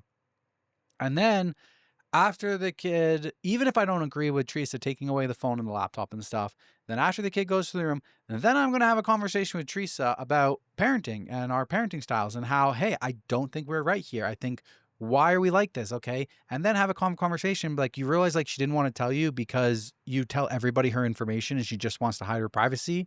So it's not fair for you to punish her after that. And then figure out a way how to, like, move forward as a team. Yeah. And if you can bring sense into your partner of, like, hey, we should return her devices. Yeah. Then you go return her devices. But you did kind of call out your wife in front of your daughter saying, give her back her stuff. I think in his mind, he was trying to, like, de-escalate the situation. And if he doubled down and, like, supported her, then it would have made it worse maybe in his eyes. Like, but I think the damage was already done. The damage was Wife already already done. asked for, she already took all of the daughter's stuff. Child is not going to get over that. Like, damage is done. So yeah, I think the approach of what you said, and keep in mind, we are amateurs. We don't have kids. I feel like there is no right or wrong. We're not even amateurs. We're like... Yeah, we're not amateurs. We're like are outside, unqualified. We're outside completely analysts. Unqualified. Outside analysts? Sure. Yeah. So I'm not saying, like, if you do this, like, you're a bad parent. Like, I think there is no right or wrong. You just kind of, I don't know, have to work with your partner and see what is going to be the best outcome for your child, like, to not come out of this as, like, an adult who resents their parents or has a lot of baggage. You know what I mean? Like, just do your best. I would also think that, is there something to the fact that it's been 3 years, right? She said when she was 13, that's when she started to separate from her mom, and I became the de facto parent. It's been 3 years. Have you not had a conversation with your wife, like, after that 13-year-old picnic scenario of, like, hey, yeah, like, you embarrassed our daughter, like, stop telling everybody about her stuff? Like, yeah, how many times have you had that conversation? Yeah. And what has your wife said? Has she said, fuck you, I do what you want, I do what I want? Yeah, right. She said it's not that big of a deal. How much have those conversations happened to where we're popping off here? Agreed. I think the wife is, like, attention seeking. I think this is, like, she's living vicariously through her daughter. That's like, it. She loves the drama. She's getting it from her daughter. Well, no, I think it's more of, like, her daughter is her life. Yeah. Like, she doesn't everything. She doesn't view her daughter as her own person. She views her daughter as, like, her source possession. Of entertainment. Like, her possession, kind of, right? Like, when you have a friend and they confide in you and you tell them something, some people are gossipy, but most times, like, you're like, that's not really my information to tell. It's not my information to tell, but that's my daughter. so I can. My daughter is my Yeah. information. It's mine. You're I can, entitled to it. yeah, I can tell people her business because she's my daughter. There's a Mhm. little bit of a possession factor there that I think Yeah. goes into it where, you know, you wouldn't necessarily do that with your sibling. You wouldn't Yeah. necessarily do that with a best That's friend, a work true. colleague. That's my daughter. like- I raised her. I put in all the hard effort. I clothe her. I keep her roof over her head. It's like possession-y Yeah. is where that entitlement comes from of like, why can't I gossip about my daughter to my friends? That's I gave her my this daughter. life. Yeah. Yeah. I feel like that's where that That's a crazy kind of comes way from. to think, though. Like, if that is you, you need to look inward Right? and get therapy, please. Top comment says, not the asshole, but when your daughter gets her devices back, tell her to change all of her passwords to her social media. Her mom is too involved in her business and is the true definition of your parent being your biggest hater. She is going out of her way to embarrass your daughter. OP replies, sorry, do you want to say your thoughts? Yeah, I was gonna say, like, yeah, that was smart. Change all your passwords and like, how do you balance? Like, that's tough to balance because you gotta be a united front. You know, Mhm. parenting, you're agreeing to raise a child, you gotta be a united front. And when one parent takes the punishment too far, you don't love it, but you can't be the one who turns around and be like, hey, don't tell your mom, but here's your laptop. You know what I mean? Like, you Yeah. gotta stick by your I partner. agree with that. And how do you bridge that gap to your daughter of saying, hey, I don't fully feel this way. I'm sorry you're going through this. Let's go get you some ice cream. That's gotta be a difficult thing to Yeah. balance because you can't be the good parent while I know. you're the parents being the bad parent, because if you're not the united front, it'll make your child hate your partner even more, which Exactly. will then make your life more difficult in the Yeah. future. Like, Yeah.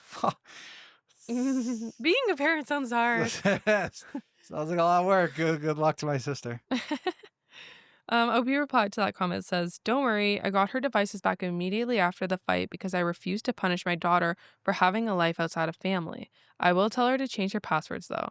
That is something I didn't think about before, but I don't doubt that my wife would try this in a desperate attempt to find out things. See, this is where, like, I don't think this is At what not point my do you do what's best version. though for your child versus your relationship? But Like, is that still the best for your child? I think In the short run, yeah.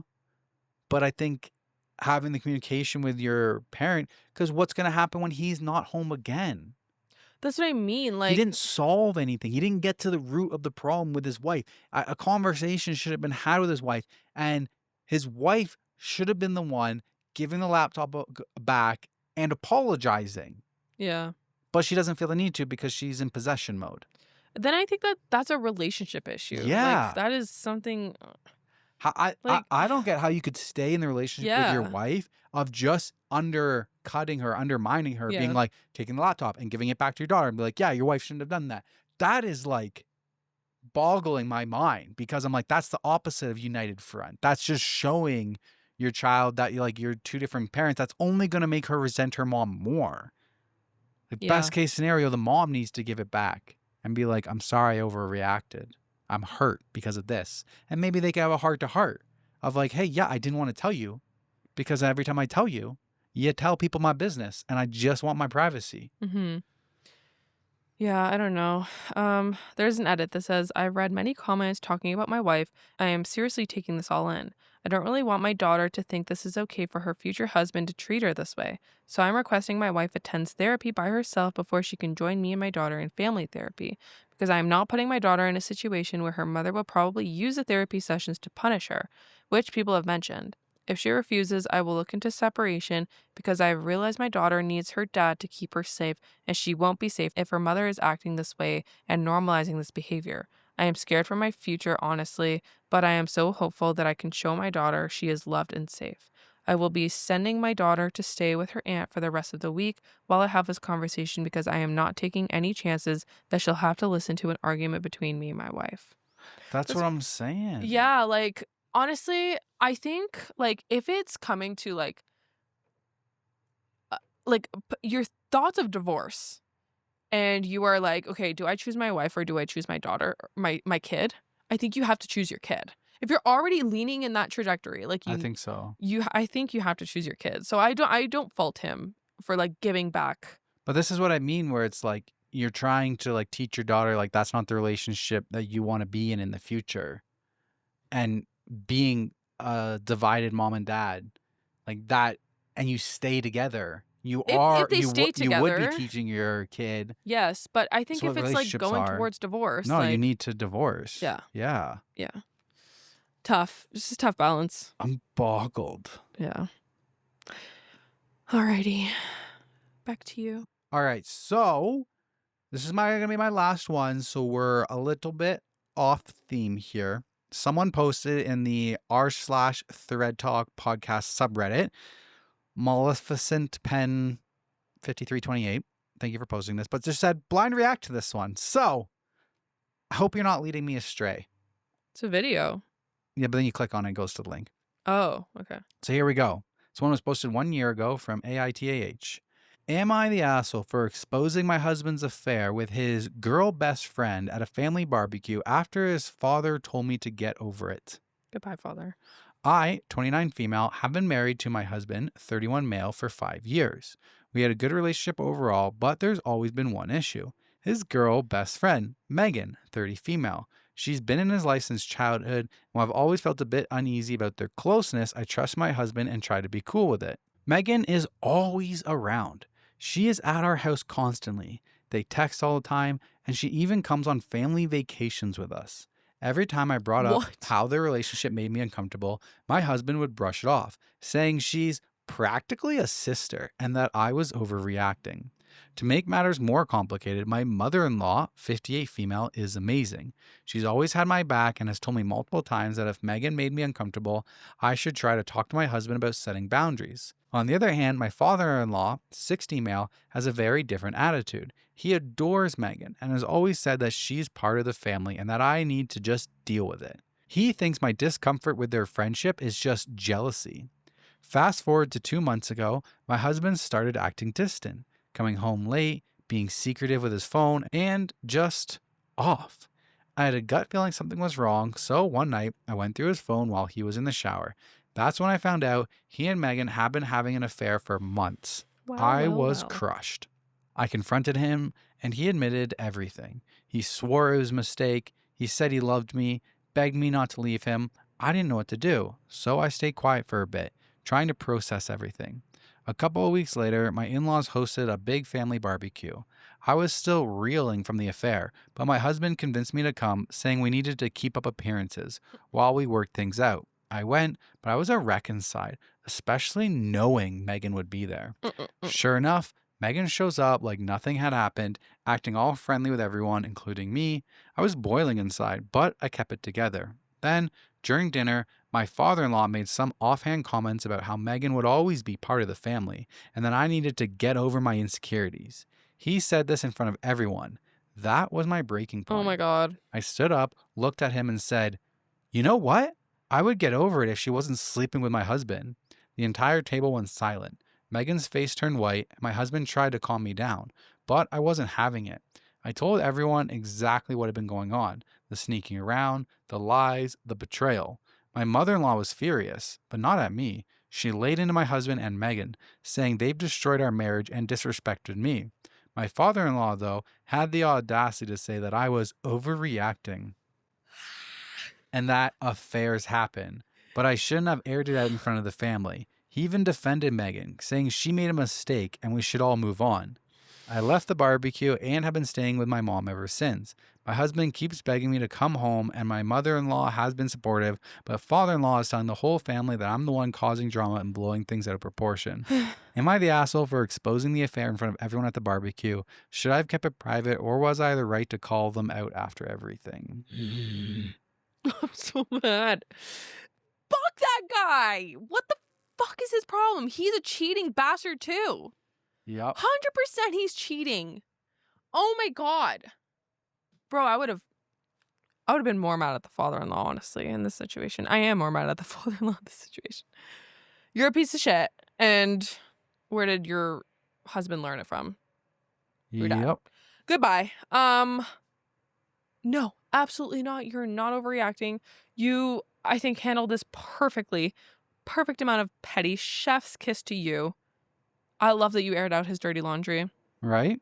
Perfect opportunity. Didn't miss. Let's go. Give him the D. Yeah. Man. It's that's wild. Like there was a part where she says she's been in my life since childhood and I've always been a bit uneasy about their closeness. I trust my husband and tried to cool with it. So like you knew that she was there, you knew that it was weird, and you still married your husband. No. No? No.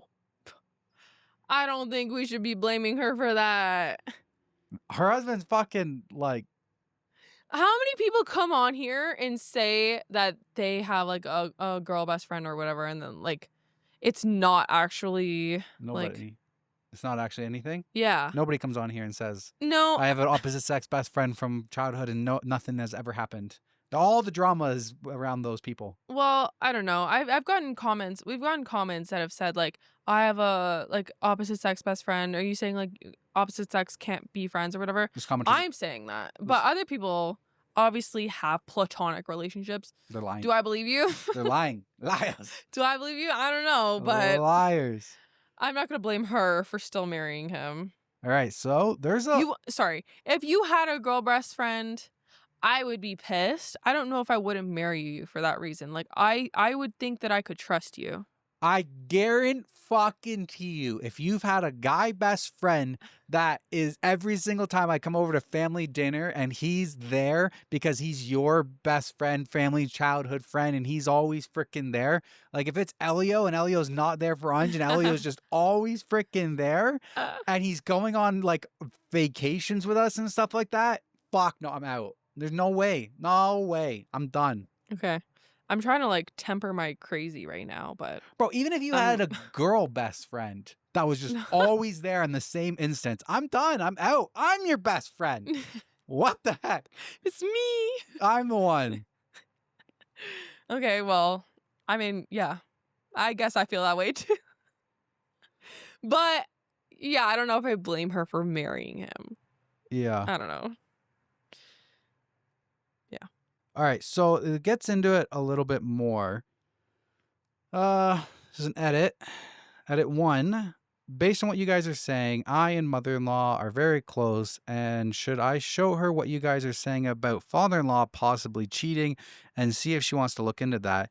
Their marriage has been very rocky, and she's been wanting to get out of it, but he has been the breadwinner for years. 100%. There is the part where the father-in-law says, affairs happen. So yeah. No. There's not a doubt in my mind that that man isn't cheating. There's an edit 2 that says hasn't. There's an edit 2 that says there's no kids involved. My soon-to-be ex-husband can't have kids. And someone says, not sure if this counts as a mini update. After seeing some of the comments about father-in-law maybe wanting to sleep with Megan, I asked mother-in-law if there was something weird going on there or if she knew he'd cheated before.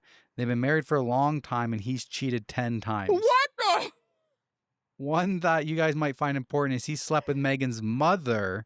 Maybe that's why he loves her so much. As far as she knows, he didn't sleep with Megan. The other 8 people he worked with, and one of them was an old high school friend. He's also been researching for a large bar. I feel like I've read this story now. Guys, have we read this story before? We have not. I guarantee you we have not. I don't remember this one. All right. Well, mini update number 2. Mother-in-law told father-in-law to get a DNA test with Megan or she's divorcing him. He said he would try and schedule something tomorrow. I'm very glad I came to Reddit with this and some other stuff we're finding out wouldn't have come to light. Megan is her husband's sister. That would be hilarious and would be their problem. Also, mother-in-law is getting divorced no matter what. Slow down. I'm confused. No, I need to finish my thought. But he doesn't know that yet since she just decided an hour ago. Yes, I will be helping her with a place to stay, and she wants to get into real estate with me. So I'm trying to pull some strings with her to help out every possible way she can. She has seen all the comments with Reddit. My support gave her the strength to leave. It's a painful situation for both of us, but I'm glad we are going through this together so we can have each other's support. When the DNA test results come back, if it is for sure happens, she will be cutting off my ex-husband and father-in-law. I also wanted to say the father-in-law was sleeping with Megan's mother for maybe a month or 2. That's why mother-in-law thinks the timelines add up. And yes, father-in-law knew about the affair. That boils my blood. He isn't even a decent enough human to tell me. If it was me or mother-in-law cheating, both father-in-law and ex-husband would be very pissed. Some of you asked why he didn't just marry his best friend at the beginning of mine and my ex-husband's relationship. She was in a serious relationship. I'm assuming when he would go and Oh my comfort her God. after they broke up, that's when it started. Okay, I'm getting it now. Okay. The He more I read this, the more I think I have read this before. So maybe you've read it, yeah, I don't know. but I definitely have never heard this one. So father-in-law cheated with Megan's mother. OMG. And now mother, Megan could be his daughter. and maybe that's why he's so like she'll always be part of the family. So he wants them to be half siblings, he doesn't. having an affair together. Maybe he didn't want them to be having an affair together, but did say that he knew about the affair. So if he knew about the affair and then he knew that she was his kid, maybe he would have said something. This is sick. This is so sick. We should have led with this one. What the fuck? Says next one says, my husband did try to contact me, but I was told not to block him, but it's getting hard to ignore the texts. And the husband text come through like this with a text bubble. Says, I overheard my mom talking about the divorce. Please don't go through with it. We can fix this. I will cut her off. These are all separate bubbles, by the way. I've never talked to her again. It was a mistake. Come back, please. I want to talk about things. You didn't turn your red receipts off. I know you are seeing these messages. Please answer me. Please, I just found out she might be my half-sister. I don't want anything to do with her. This is a very hard time for me. Please just come back. Fuck you, bud. Fuck you. You just don't care about me. You're a terrible person if you don't come back. What if she is my sister? Are you just going to leave me alone during all of this time? Melissa, please come home. I want a life with you, not with her. I'll tell my dad to stop inviting her to family activities. You'll never see her again.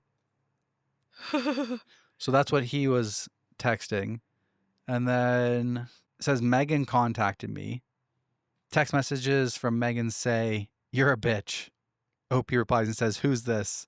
And then the bubble says, Megan, I can't believe you would tell our whole family about this. And now I have to get a DNA test so I can find out if I've been sleeping with my brother. You made this whole thing so much more drama than it had to be. I see why he cheated on you. And do you know what he would say about you? He said after you two got married, he thought you were disgusting. You are disgusting and a stupid whore. I hope you really go through with the divorce and he can be mine. You are a terrible person and a terrible wife. What kind of wife are you if you won't cook and clean for your husband every day? I know I can treat him better. Ew. He replies and says, okay, so that might be your half brother, but you would still date him? ? Do you hear how gross that is? If anyone's disgusting, it's you and your little family affair. I never cheated on my husband, so don't call me a whore. And I did everything for him. I cut friends off for him. I cut family off for him. I did everything he asked. How did he repay me? By cheating on me. You both are gross humans, and I would prefer if you don't contact me anymore. OMG. Megan replies and says, oh, get over yourself. That is basic wife things. It's sad that he had to ask you to do things instead of just doing them. You work from home. How hard could it be? You're just a lazy slut, and I hope you never find love. This is triggering me beyond right now. I'm so mad. So who posted this in our subreddit? I want to talk. So there's inside the update, and then it says they have an appointment in an hour, so the results should be back in a week to a week and a half. I did send Megan the screenshots of what he said, waiting for a response. It will be posted here with the link. So in the link, she screenshots what her husband says and says to Megan, is this your man? And Megan says, he's lying to you just to make you look dumb and take him back. You are dumb. It's so obvious. And she replies and says, whatever you say, smiley face. And then Megan says, why would he want to actually get back with a lazy slut like you? Must be delusional. So funny she keeps calling her a slut. And she sent, OP replies back with a Spotify link to Sweet Home Alabama. Oh my God, not the Sweet Home Alabama. I'm fucking dead. I love OP. I don't get it. What's the reference? Oh my God. It's because it's like a joke. No, it's a joke because like it's what are the ancestral lyrics? There. Like in Alabama. Oh, just in Alabama? Yeah. Oh, okay. Ay.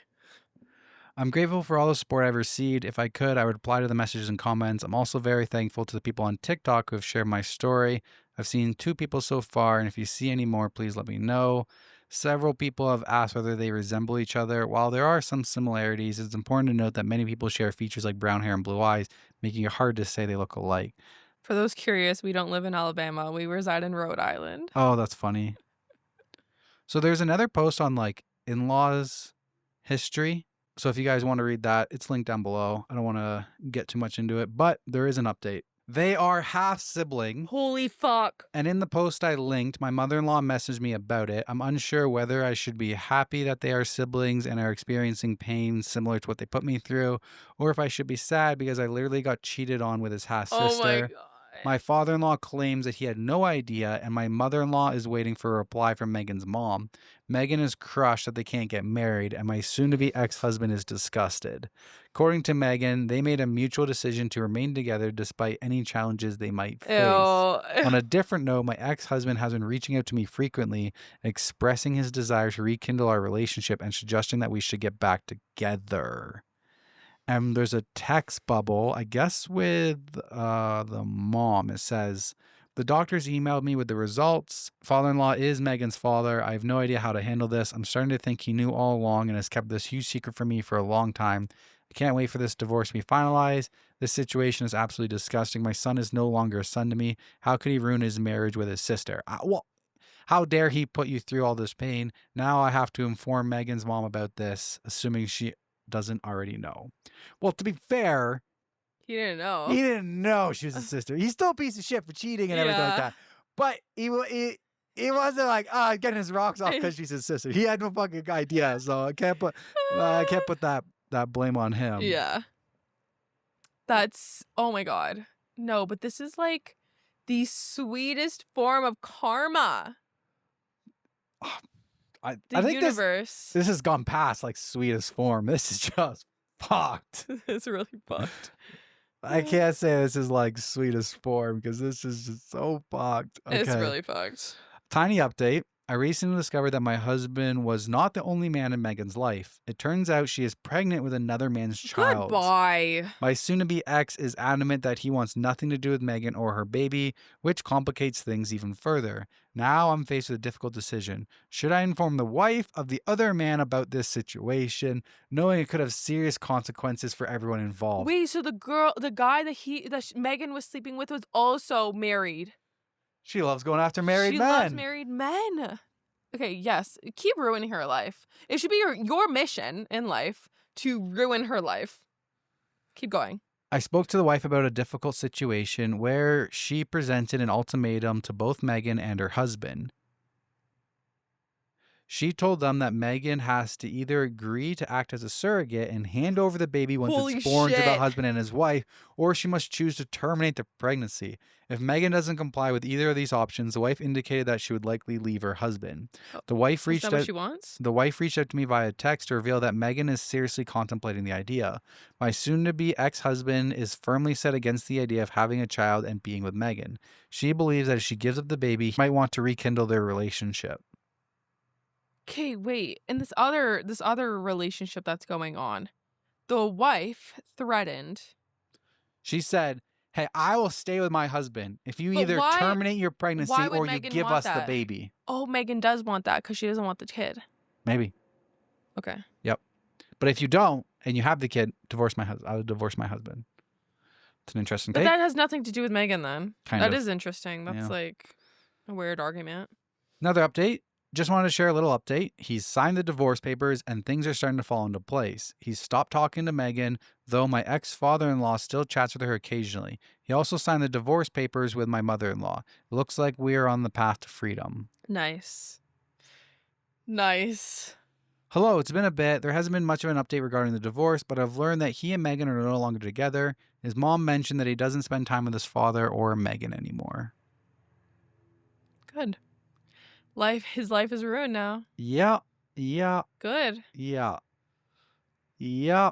That was probably like one of the craziest. Yeah, that was intense. Ones. Holy hell. Jesus. That's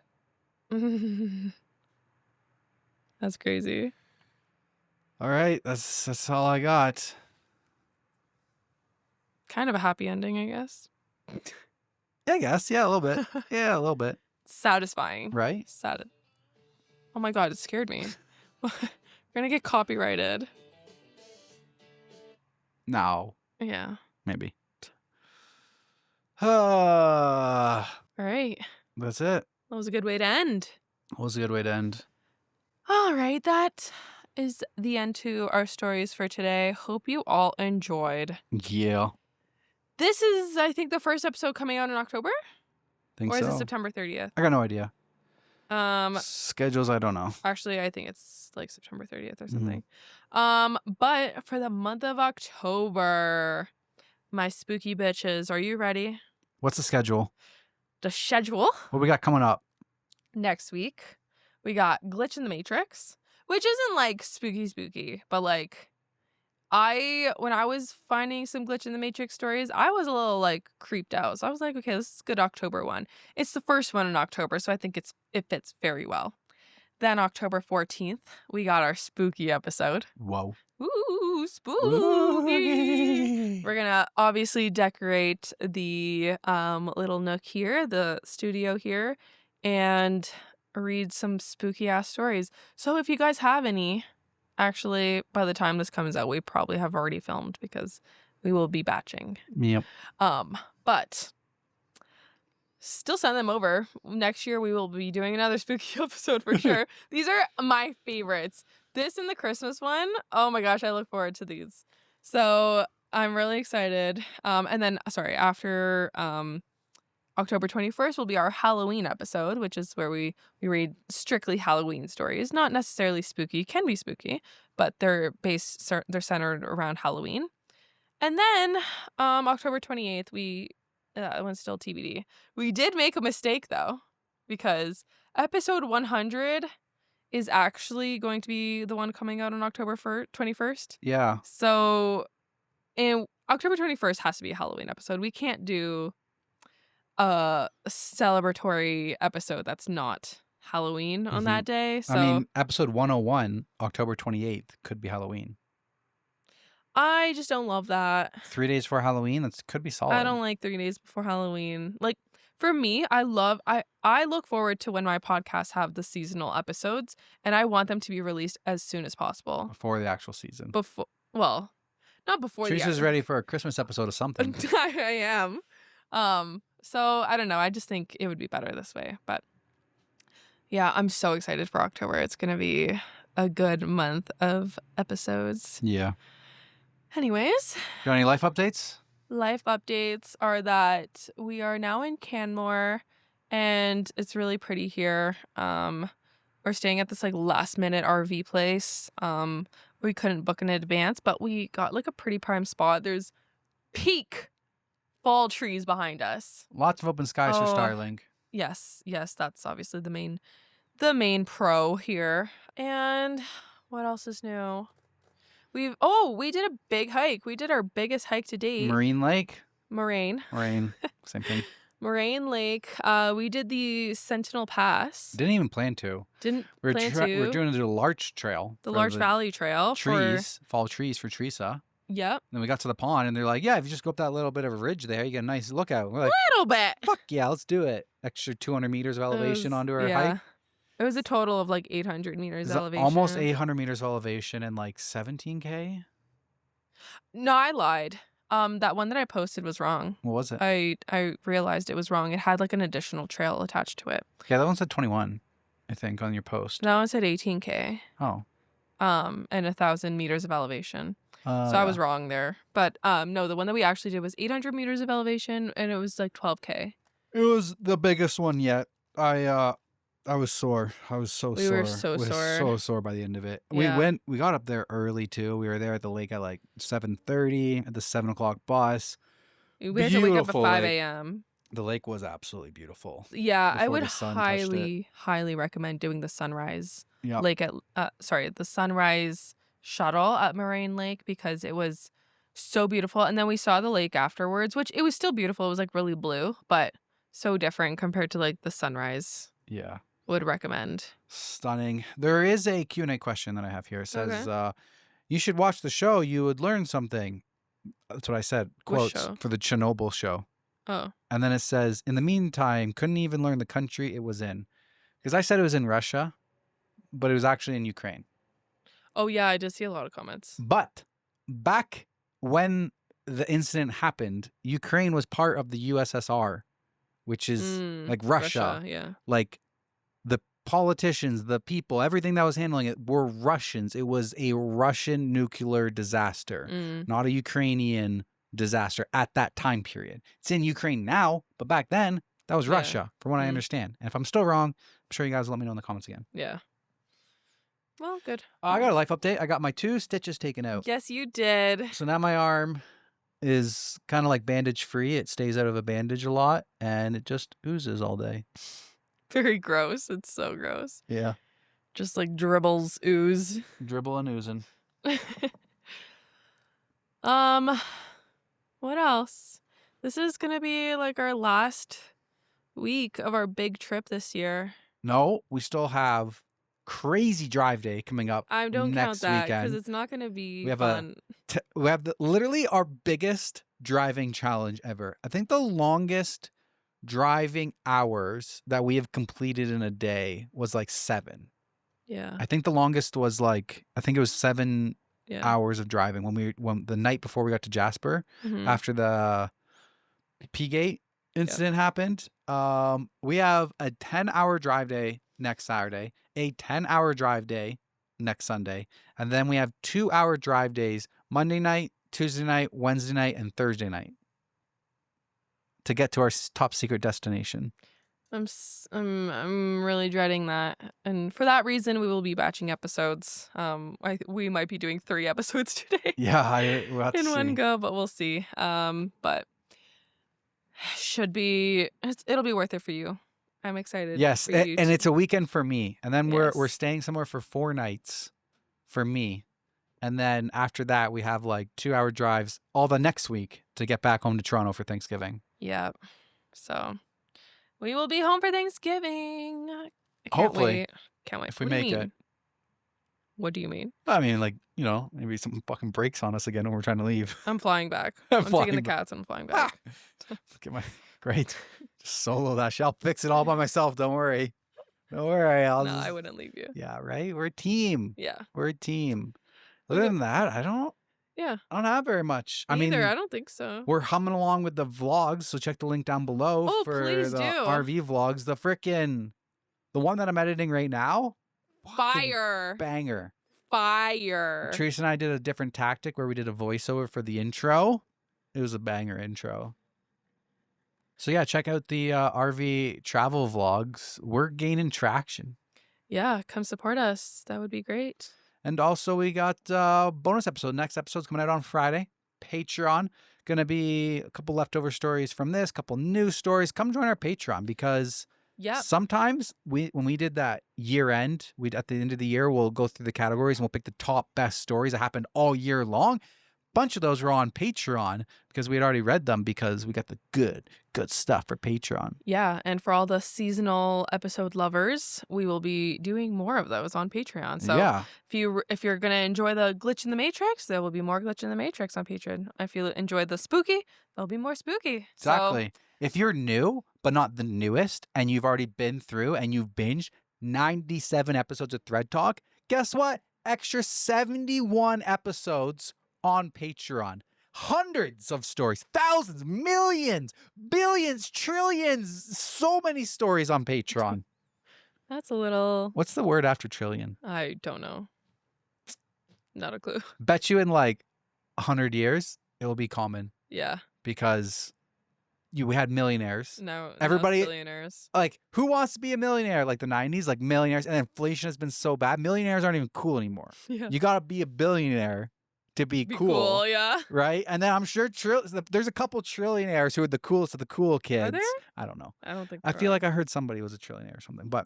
And then give it like 500 years or something like that, the inflation will be so bad that, like, if you're not making a quad $1 million a year, you're not. Yeah, quarter? Maybe. Because bi is 2, tri is 3, so maybe quad. It's $250,000. Quarter mil. No, we're... Sorry. Million, billion, trillion, then what? Oh, sorry. I don't know what you're... Oh, sorry. My bad. Quadrillion. Oh. Yeah, I was right. It's quadrillion. Damn. Yep. Interesting. Goes million, billion, trillion, quadrillion, quintillion, sextillion. Yep. Interesting. That's sequence of illion numbers. Good to know. You learn something new here at ThreadTalk. Fun fact for the day, guys. Fun fact for the day. All right. I have another fun fact. Yeah. I watched a TikTok Okay. just last night. And I don't know if anybody needs to hear this, but apparently if you do 10 squats after you eat, you can lower your blood sugar. So I will be doing that, and I have been doing that, and it's been nice. Nice. That's cool. That's cool. It's another fun fact. Also, my motocross season-ending race happened last night. I have been watching motocross, just mini Denver rant if anybody gives a shit. I'll keep it really quick. I've been watching motocross for 13 years now. I have not missed a race of moto in 13 years. I've sat down every Saturday or Sunday or Monday, whenever I'm going to watch them, and I have watched every single one. In 13 years and all my childhood, I had never seen someone so blatantly bad, not bad, but so blatantly try to take somebody out, like in motocross. The guy needed to win the championship, and in order to do that, he needed his opponent to finish third or worse. He gets up to the lead. He's literally looking behind him, waiting for his opponent to catch up to him. And when he gets there, he's blatantly swerving all over the track to try and take him out. I've never seen such unsportsmanly conduct in the entire time I've been watching motocross. And he barely gets a fine. It's I couldn't believe it. It was crazy. If you guys watched it, just let me know in the comments. You know what I'm talking about. But I have nobody to talk to. I don't think anybody has commented that they watch motocross. I don't have any friends who watch it. I can't fucking talk to anybody about it. And I'm like, fuck, man. It was so bad. That's how I feel about Taylor Swift. Yeah. I don't really have anybody either. Feel you. Okay, there was one more thing. I'm so sorry to keep this going. Is it a common thing that people shit on trails? Oh my god! Oh my god! Because what the fuck is going on here? We're walking along the Maureen Lake hike, and I see some toilet paper, and I'm like, man, I fucking hate people who blow their nose in litter. And then I see a little turd. I'm like, wait on a the second. Trail. Quite literally They on the shit trail. themselves, and I was blown away. I'm like, it's literally you didn't even go off the trail 15 feet to the bushes and do your thing and whatever. No, you're on the edge of the fucking walking path. What if other people came up on you?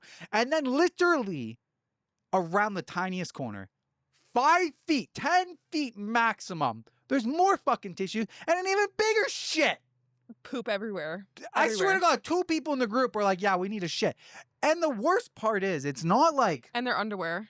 Their underwear was in the trees. There was underwear in the trees. We had seen that at Lake Louise. We saw that at Lake Louise. There was underwear in the trees and toilet paper on the ground. And I was like, hey, man, I guess if I'm going to shit my pants, I would probably not want to take my underwear back with me. But is this a common thing? Fucked. I couldn't believe it. We haven't done that many hikes. No. And we've seen it twice already. It can't be a common thing. It has to be. The most fucked up part to me was it was near the beginning of the trail. Yeah, I know. It was not hey, you were at a 4-hour mark of this hike and there's no washrooms and maybe you need to go. Okay. One, you shouldn't do that, but I could understand it. Only if you went off the path. I don't care how fucking large the trail is. Why are you shitting on the direct fucking path? But it was so far back to the beginning of the trail that Teresa and I used it as a marker. Hey, we're struggling on the walk back. We got to walk 8 kilometers. Cool. We climbed all the way to the Centennial Pass. Cool, awesome view. We have 8 kilometers to walk out. Fuck. We got tired as shit. We're dragging our feet by the end of it. And we're like, well, when we get to the poop marker, that's when we know we're almost done the trail because the poop marker was so far at the beginning of the trail. And it was. No, we don't need to describe it, but. It had been done this morning. We were walking the trail at 8:30. We were walking past it. We were there so early, too. This poop was an hour or 2 old. Yeah. And who the fuck cleaned it up? Because there was also a Bud Light can beside it, too. And when we came back down, the toilet paper in the Bud Light can was gone. Poop, still there, though. Yeah. But the toilet paper was cleaned up. And the underwear, I think, was gone. Yeah. So, if you've shit in a national park before, let us know. In the comments, we'll read out your name. It's fucked. It's fucked.